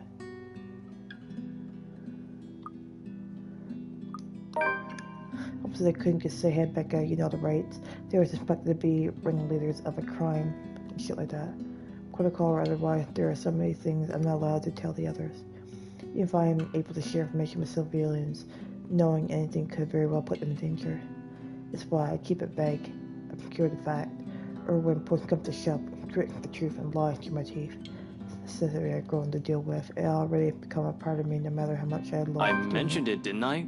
I was there on behalf of someone else. I was on business, Becca. I wasn't there to have a good time. Couldn't look convinced at all, although she's the very picture of someone who at least willing to listen. Her clear effectively takes a good 20 off my current years. I feel like a kid again, being reprimanded by my junior high teacher for sleeping in class. But getting away with that is easier than with this one. Sing with someone you've been friends with for so long. They're the ones who know you inside and good grades would be enough for Rebecca to let this whole thing slide. You can't even spare a single second to mingle? What was I supposed to say? Hi, fancy meeting you here. Would you like to dance? By the way, those appetizers were really good. You should try some. Like that? I've got a boss guy breathing down my neck. I don't exactly have the luxury of doing as I please. Much is true of my reasons for being at the party too, however, Sheik's presence last night made a lot of things difficult. Approaching them with one other question where there was someone watching, a person who knew the reason why I was there. Turned turned out to be a good call on my part. For someone who's already angry beyond reason, everything will only sound like an excuse. Cut the shite. I saw you stuffing your face with the deviled eggs, while your own boss is off on the other side of the room. You didn't even exchange a word or a glance with him either. In fact, I think you're also avoiding the man. Just say you don't want to talk about it instead of lying to my face. Do you feel guilty still? We've already been down this road. This is something I've done so repeatedly in the past. Something she's heard from me more times than all my fingers could count. Something I should have. I'll just have to get. I'm sorry, you know that, Becca. I really, really am. I wouldn't do this shit if I didn't have a good reason to. And you know that I don't like you lying to me! If you can't tell the truth, just don't say anything and shut your gob! I swear, Ashton Frey, you are just so dense! I'm so angry. I can't even bear to look at you right now because I swear I'll knock you right off your block. I mean, what good reason could you have to act like an antisocial asshole? The only time you did talk to me was to rail on me about Luke. What was that all about? Were you somehow expecting me to just accept everything as it is? You really shouldn't go near that man, Becca. Why? Because you don't trust him? I wonder if you actually trust anyone. Aside from the three of us, Zach, Isabella, and myself, do you even have any other friends? If you're perfectly fine with that, then go ahead. No one is stopping you. But don't expect me to share the same views. I can have a life of my own. Friends that I don't necessarily share with you. I'm an adult, Ashton, and I can make my own bloody decisions. I sure as hell can choose the people I want to let into my life. But she's allowed to do as she pleases. I never mentioned she couldn't. Us growing up together doesn't mean it always have to be just the two of us. It's a dumb idea to believe in. Nothing remains constant. Things will really change through the years. She'll make friends with people outside of our little circle. I'm just as free to form relationships with other people. But why, of all people, did it have to be him? Why does it have to be Luke Wright? That guy is nothing but trouble. How could she defend a guy like that? She's already calling him Luke. I trust Zach, I trust Isabella, and I trust you, Rebecca. So why can't you trust me on this? You need to stay away from that man. Because I really wish I could tell you. What was that saying Isabella mentioned before? A liar is a brother of a thief. People who will look at me now will probably say I'm a year's birth away from being a criminal. See, man said something like that once a few years into our friendship. I laughed it off back then, but now they're probably right. Little by little becoming the very kind of person I hate. How ironic. Brings in the air between us, something Rebecca thankfully doesn't allow to linger more than I suppose you have to go now, huh? Already awkward as it is, dragging this day will only make it more, difficult? Messed up? As if it isn't already. Back to your case again? I don't really have to. I have no case. As far as the job is concerned, I have the weekend off until I have to report to Chief on Monday. Although I don't want to just throw in the towel on this. Orders are orders. This isn't like the movies. I don't get to say F off, throw my gun, and badger him. Become some vigilant. Save the day and get my job back. Or I get my ass thrown in jail, didn't do any of that. But it's also not in my nature to sit still and do nothing. It'll drive me crazy, but I guess idle about. Besides, there's someone who has to know about this whole Luke thing. I need to go talk to Professor Clark. And there's something else I need to look into. The other matter she mentioned last night specifically. Things even the news have been blasting out to the general public lately. Evening, afternoon, morning, our deaths with the same modus blamed on a single serial killer. Or is it still the case? In the early hours of the morning today, the fire was contained within the room and no other tenants were harmed, according to Luxborn police. We're grasping at straws as far as these murders are concerned. In the first place, I'm not even the one heading this investigation. Yeah, look at me treating it as if it's another high-profile case on my shoulder. How sad is that? I don't want to go into that line of thinking for now. Not yet, not until I've exhausted every logical argument I could throw at it. To be honest though, I don't know how to take all this anymore. What's up, Gen X? Now again, Isabel, my word. It bothered me more if I didn't follow on the promise I made to her. After Rebecca claimed last night, there won't be enough sarcasm in the world if what my friends have been telling me is true. I can already hear Isabel's laughter, in fact. Figures. What else can it be? It's not another case. It's something else. That issue Isabella mentioned yesterday morning. I'm sure you remember. You were there. Well, at least you're not neglecting all your friends. Becca, I promised her I'll... She doesn't wait for me to finish. The roll of her eyes, she turns around and shuts the door in my face. I have no idea what I said this time, but... Probably deserve that. Drea's had to fix this some other time. By then, her temper is sure to have cooled off significantly. Hopefully. For now, I can't laze around. Gotta attend to things that matter more. Professor Clark first delivered the bad news. Then that issue with BRC and Isabella. Maybe I'll also drop by Zach's, check on him, hear what he had to say. He also read that damn letter.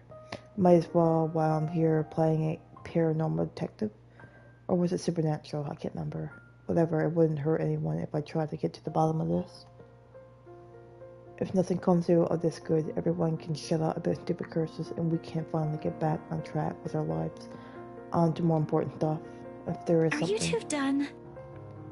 There is a moment of confusion when I don't see her familiar ponytail about, only to find her standing behind the door to her apartment seconds later.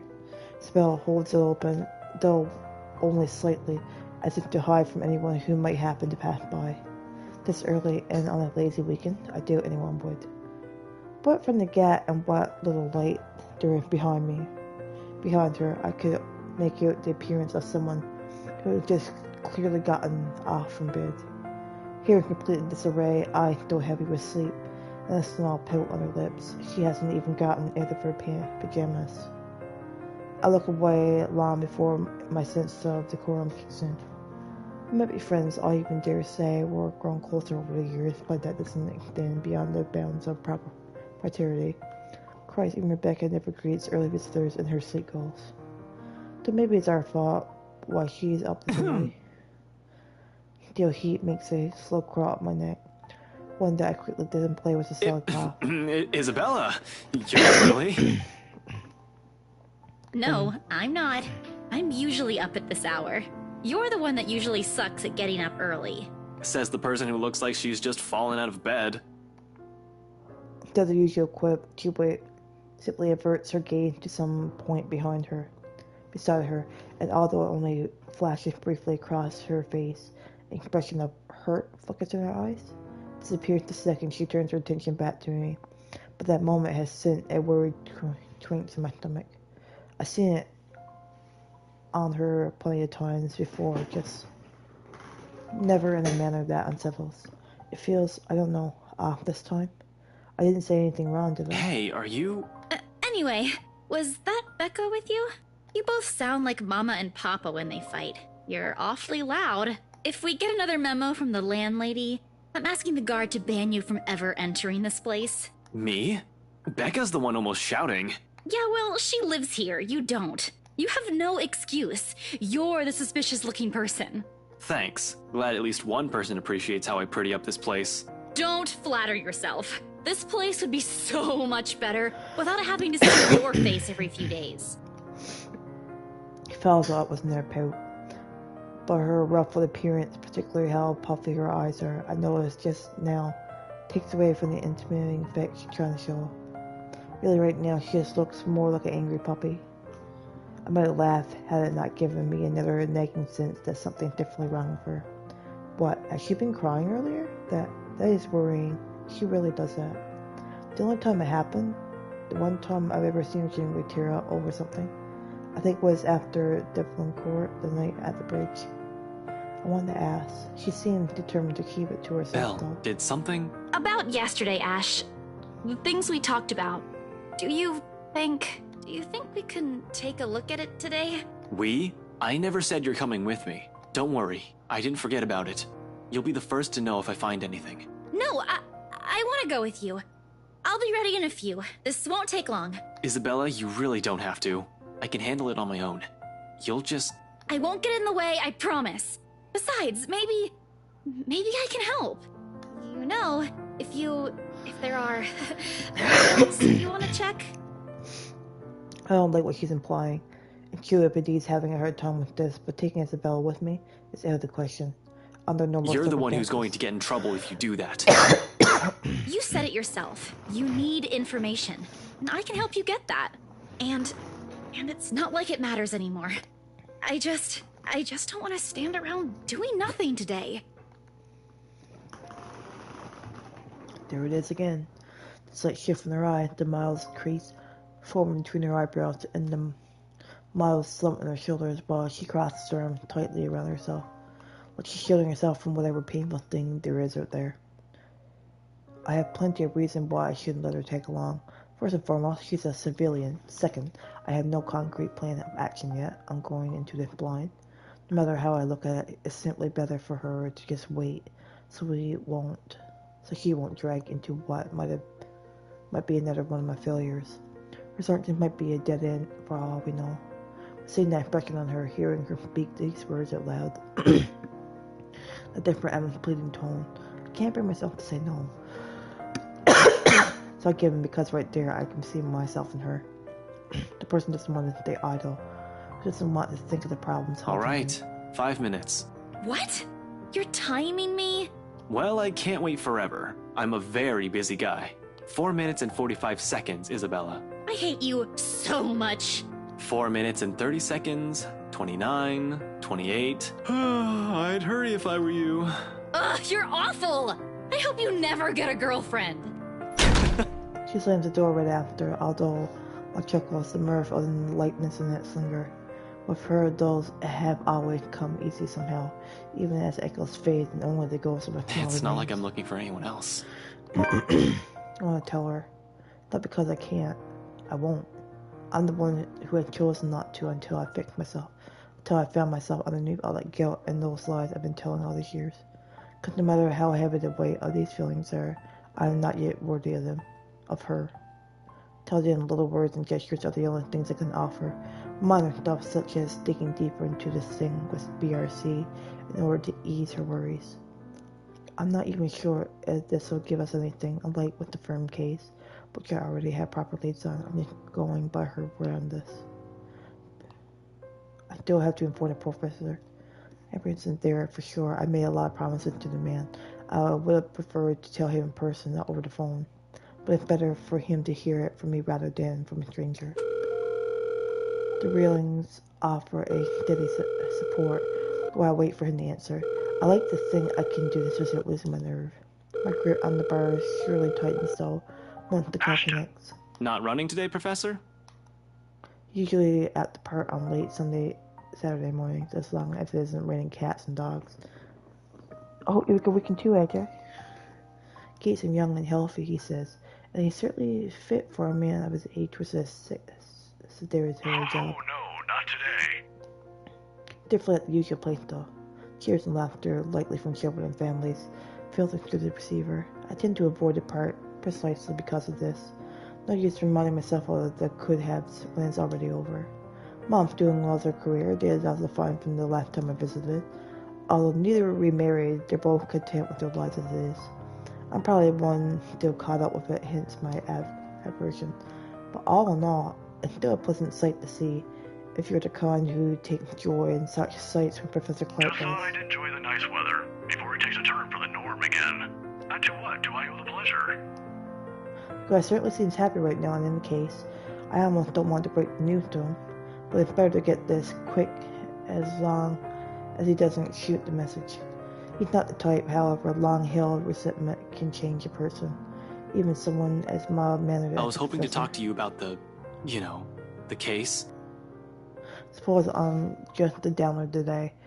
As soon as I say those words, he pauses, and the lightness in his voice is gone in an instant. Every time we talked about this in the past, he does that.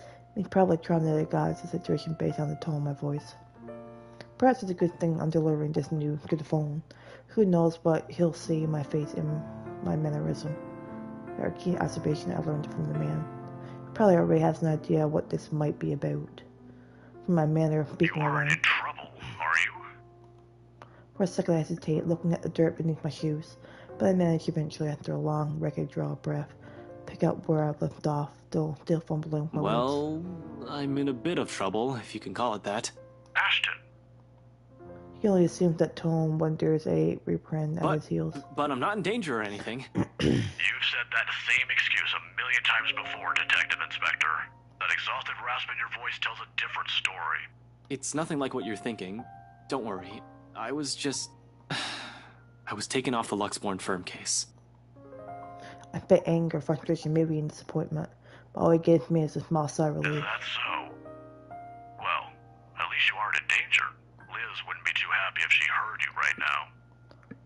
Liz. Aunt Liz, she insisted I call her his late wife. A sweet-tempered woman by so many standards. They were never blessed with kids and contented herself with simply managing their bakery. She's the closest I had to a mom in the few years I had known her, the professor too. In the absence of my own parents in my life, the two filled the ache their divorce left in me. Believe me, you'd get an earful. You don't want to show up at her doorstep looking like you haven't slept a wink either. How many years has it been since? 9? 10? I can still remember it vividly. Two men, primarily dressed, briefcases in hand, and a stern look on each other's faces. They were already frequent visitors in the bakery for a few months, something about the lot being a prime property in Damerick LeBron. I think they were hoping to settle a deal with them, but neither of the couple gave in to their demands. Why should they? The quiet little shops were a dream for them. Aunt Liz sent me home early that night after a fruitless wait for the professor. The next morning, news of a bakery razed to the ground had spread across the whole city. A few weeks later, the property was sold to the Wright Enterprise. Half an hotel now stands in its place. Of course, an investigation was launched after the incident. The name Luke Wright was briefly at the center of it, but with lack of any evidence, the case ultimately went cold. Professor Hudson said, well, however, I can tell that he hates that man to this day. He might even blame Luke Wright for every tragedy that happens in the city. He'd never blame me, though, when I'm as equally responsible. I knew something's off the moment those men stepped into the shop. I could have saved her that night. I could have prevented anything from happening to her. Called for help or whatever. I didn't. So it continued to eat at me until the day the guilt would have been our chance to reopen that old case if only I could prove Luke Wright's own crimes. Instead, we're back to square one. Yet all he has for me are words of comfort. To think he can still be this concerned about me after my carelessness, after I've broken their promise a second time. People never seem to amuse me. You have failed as an officer. Or maybe you think that you have failed me. And you know more than anyone. I would love to see that man taken down. If anyone deserves to be tried in high court, it's him.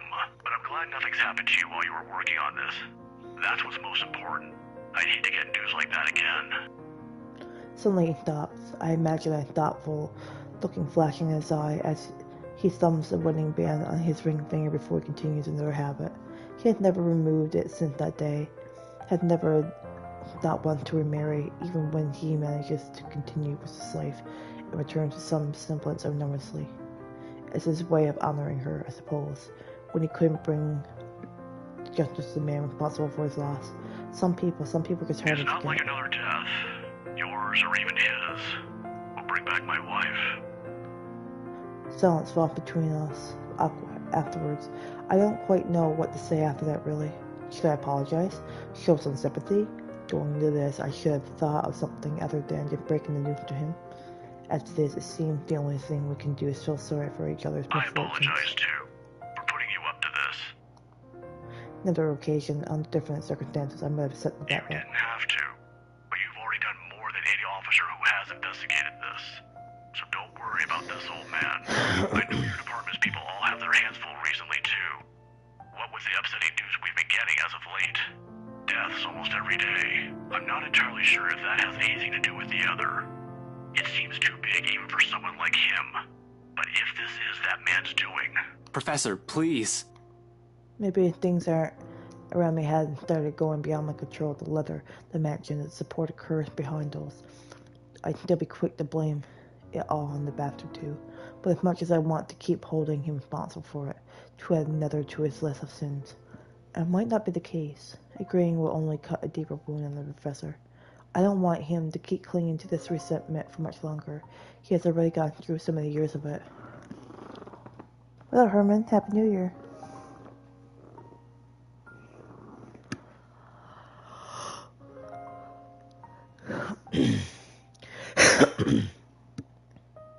One thing for me to act like this is painful to watch someone I've considered a second father to go down the Please path. don't apologize. It's really all right. I can try to get it back on Monday when I meet with the chief. No promises, but if not, I'll make sure to keep an ear out for any news. Chief said he's passing it on to a senior officer. I should be able to catch a few tidbits every once in a while, but I swear I won't just give up on this. I'll do everything in my power to get Aunt Liz's case reopened for you. Promise is again a bad habit at this point. Wish I could do more for him at all this time. I prided myself over being the one to always know. Because suddenly, aside from Ray and the murderers plaguing the city, I had ghosts and curses to worry about, things that completely ended in my death. Professor Clark's right in some way.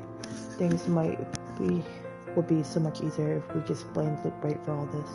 At least finding evidence would be a breeze, and I'll be all too happy to put him in the place he belongs.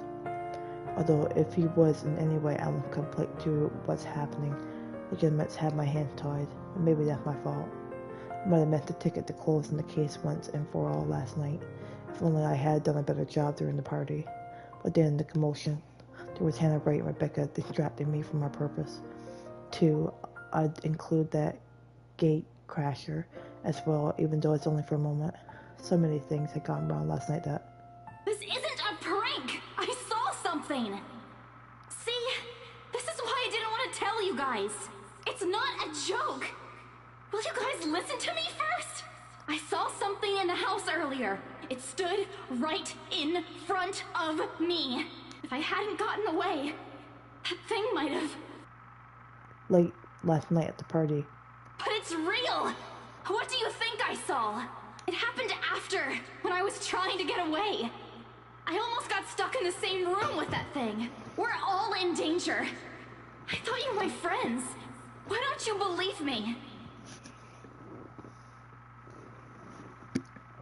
That woman. Why don't we all calm down first? I'm sure Isabella has her reasons too. No need to be hard on her. Shit. If that was what Isabella had been warning us about, if it was the same thing Rebecca talked about last night, how many of the instances have I dismissed since reading the letter?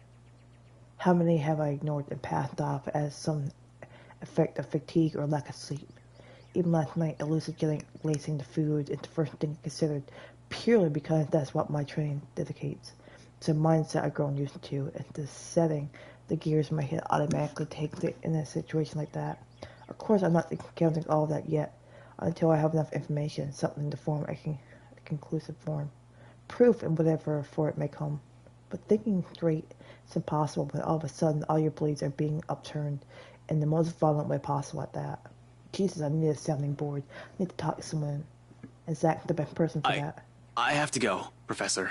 No problem. But what are you... I don't have time to stop and listen to what the professor has to say, as I cut the call short.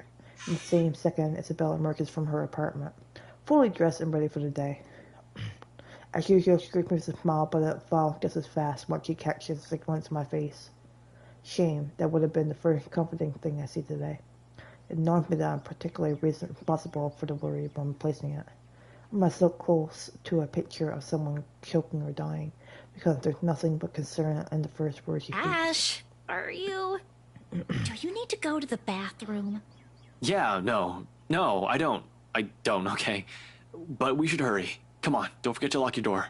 Seriously, you look like you're about to fall over. Are you alright? Because if you're planning to faint right here, I won't be able to carry you. Yes, don't mind me. I just remembered some... stuff from last night. I need to talk to Z-Man about this. Mind if we drop by his place first? Shouldn't we call him? To let him know? It's still pretty early, though we'd probably arrive there around noon. Also, what do you mean about this? Is Zach... He was also there when I opened the letter, right? He read it too. I'm sure he's fine, but it wouldn't hurt to check on him. To make sure. See if he'll say the same things you told me yesterday. If he's also been seeing things if it's the same woman I saw. I'm not last saying night. there's really a curse yet, but we have to look at this from every possible angle. And don't worry, he won't mind. He's probably just watching TV right now. Let's go. Okay, but speak up if you're not feeling well. You really look like you're choking on something. You didn't have to do this for me in the first place. You know it's not as simple as that. We head down into my car and record time. And record time was not a single second wasted to hit the road and drive to Zach's place. If any of us, other than Isabella, who knows anything about what's going on, who could help sort the muddled mess my mind is, it's gotta be him. He listened to her. Zach's the kind to prefer to laze around his apartment on the weekend, especially after having a busy week like the last one. The big guy is nowhere in sight, though, when I arrive in his unit. Figures. People don't seem to be where they should be when I need them. Looking around, I find no sign where he might have gone to. Usually it's a note on his fridge, if he's out for the day, just in case someone drops by. What kind of game this Ginger is? Story, choice, and consequences? Pretty much, yeah. This is a consequence kind of game. If there isn't one, he probably just went out for a quick walk, I hope. Maybe he ran out of eggs or something and went out to buy some. Is he out of eggs after all? It puts my running mind to rest for a while. He always had to have some, but be it for an omelet or something he's baking. Ash! Should you be rummaging around? It's bad enough we went in here without asking for his permission. Chill, I'm just looking. Okay, I could also go for an effing pie right now, but Zach's fridge is next to empty, save for a few leftovers. What's up, Buffaloes? All I can do is saw as I close it. If you see me take anything, feel free to call the police. They'll quick to shoot me a sharp glare, and their chuckle slips from me to fight the unease in my stomach. But the cheer only lasts a few more seconds, mostly because she hasn't been in the mood for any sort of friendly banter. The silent, the telling, and the quiet Isabella. It's usually the first recipe for an incoming shitstorm. Always do this whenever you visit another person's house. Because I have a lot of questions about your methods. Just with Zach. Still worried for a friend, of course, and the fight was bothering Isabella. She's anxious too.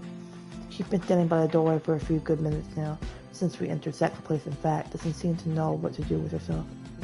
As much as I want to put her at ease, her nervous tics are starting to get to me. The manner in which she makes herself smaller, the way she fidgets with her hands, glancing them one moment and then flurrying the next. I'm starting enough that I want to ask what's wrong. I think she give me a straight answer though, and the best I could do is help her. You don't have to hang around the door. You might be here for a while. You can sit down. She hesitates for a second, eventually taking the empty seat by Zach's study table. Aren't we going to look for him? Sure, we can, but where are we going to start? I can think of a few places he might be, but Luxburn's a big city. I don't want to miss the big guy if we leave, and... I threw off, making a vague gesture in the general direction of Zach's bed. Mr. Bid suggests he was out in a hurry. He didn't even bother to fold the sheets. His cell phone's been left behind as well. Another odd thing when he has made it a habit to never leave it behind in case a At least the client locked calls. door points to the fact that it wasn't a forced exit. That seems to reassure her, but not so much. I'm not thinking about anything might happen. In hindsight, I should have left Rebecca alone either. We'll have to check on her later. In the meantime, Zach, with no other clue where he is and no other way to contact him, we have no choice but to wait. Sure, I could give the room another run through, but I don't think Zach would appreciate me pending his place. Isabel won't let me do that either. Besides, I haven't eaten anything yet. Isabel probably hasn't too. We just leave in a hurry. Might as well take the chance to cool down a bit, right? I need to distract myself so that I don't get charged head first because of whatever paranoid scheme that comes in mind. Isabel's with me. I can't be reckless. Turning to the kitchen. The first thing I see is a bag of chips while I rifle through cupboards. After muttering permission and an apology, his owner won't hear I grab it. Isabel doesn't miss shooting me in her glare, but she doesn't really make an effort to stop me this time. She ignores my offer of food though. So instead I sit myself on Zach's old couch and turn on television. Isabel's silence may not be too heavy, but it sure as hell is awkward. Screen lights up right as some awful noontime drama starts airing on Channel 9. This night sitting in front of the TV with the mindless drone running in the background to waste away the time, and waste it away we do.